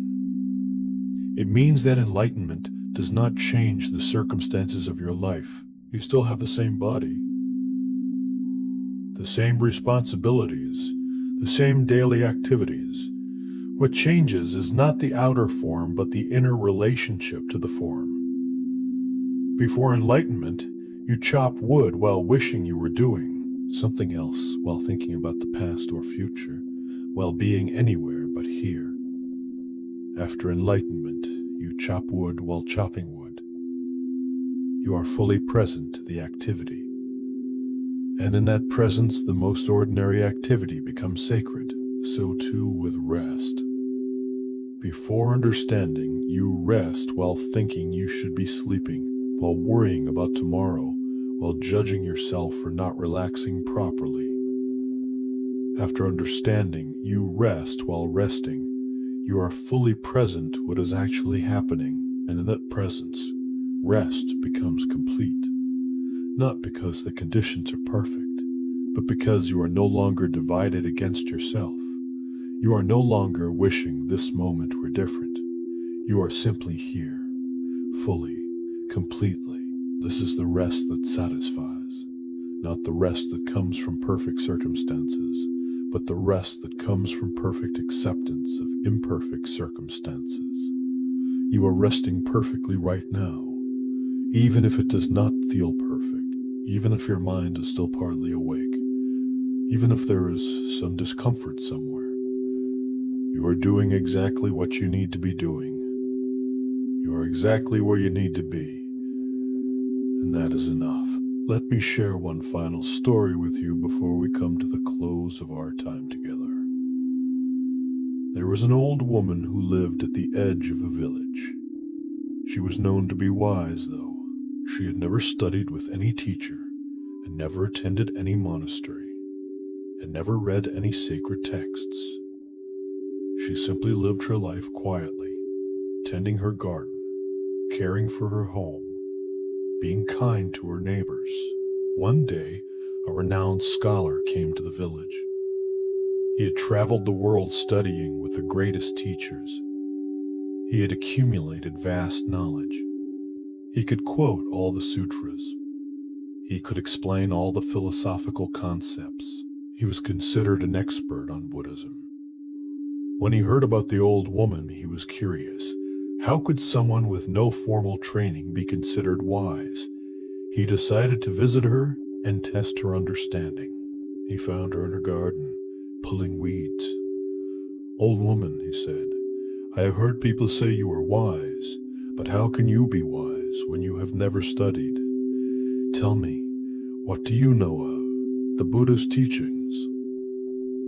The old woman looked up and smiled.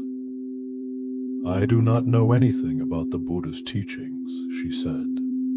"I cannot quote the sutras. I do not understand the philosophy.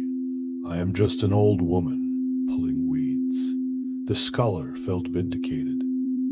"And how can anyone call you wise? Wisdom comes from knowledge, from study, from understanding the teachings."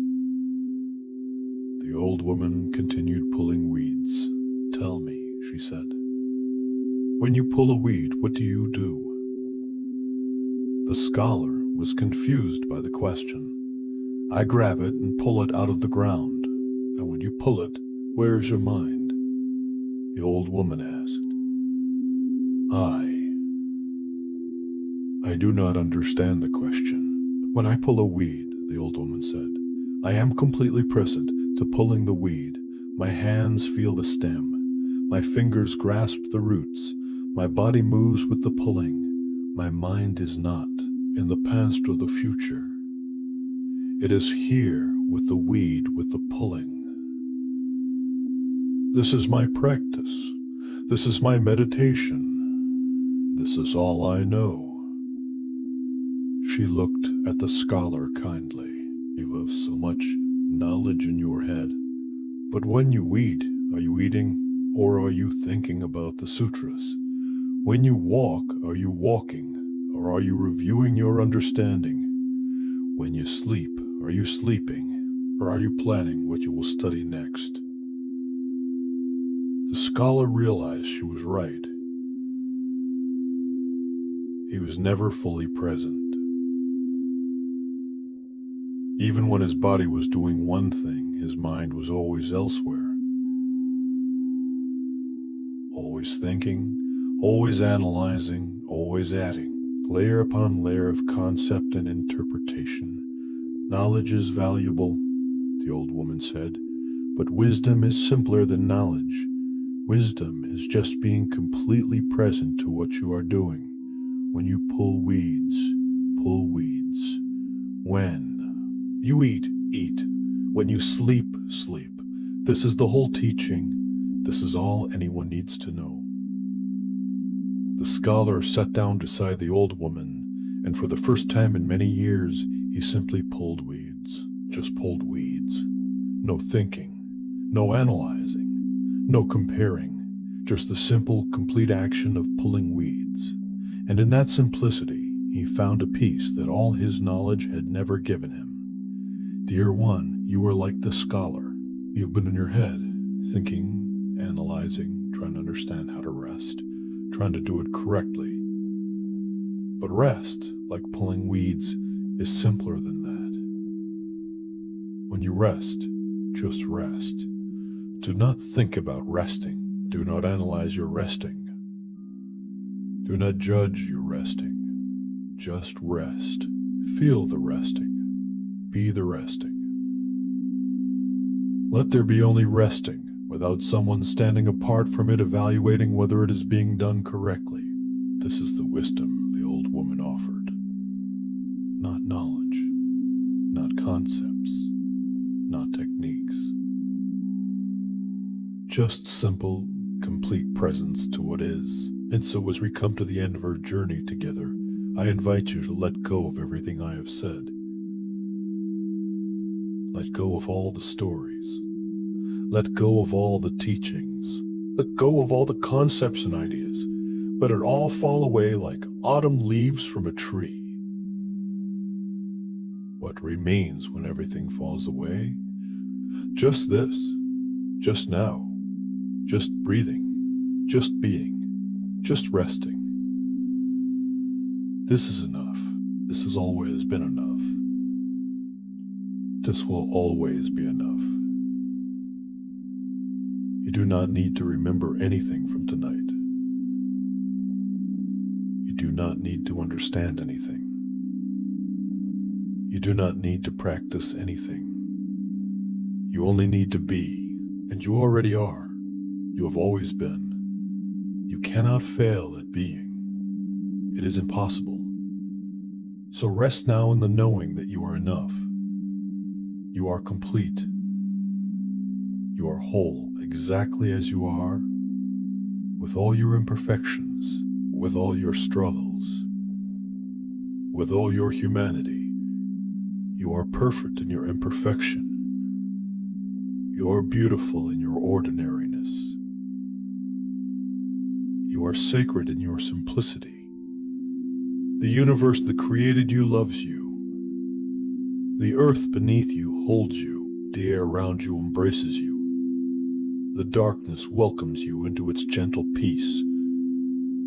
You are not alone. You have never been alone. You are part of everything, connected to everything,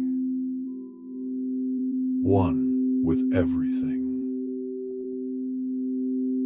And in this oneness, there is no separation, no you and other, no inside and outside, just the seamless flow of existence, breathing itself through this form you call your body, experiencing itself through this awareness you call your mind. Rest in this oneness, know. Let the boundaries dissolve. Let the sense of being a separate self soften and fade. Let there be only this vast, open, loving presence in which all things arise and pass away. You are this presence. You have always been this presence. And this presence is at peace. Always. Eternally. Unconditionally. Let your body be so heavy now, so relaxed, that it feels as though it is dissolving into the surface beneath you, melting, merging, becoming one with all that is. Let your breath be so soft, so gentle, that you can barely feel it, like the gentlest whisper, like the softest breeze, like the breath of the universe breathing itself. Let your mind be so quiet, so still, that thoughts arise and pass like distant clouds in a vast sky, barely noticed, barely registering. Just gentle movements in infinite space. Let your awareness be so open, so spacious, that everything is welcome.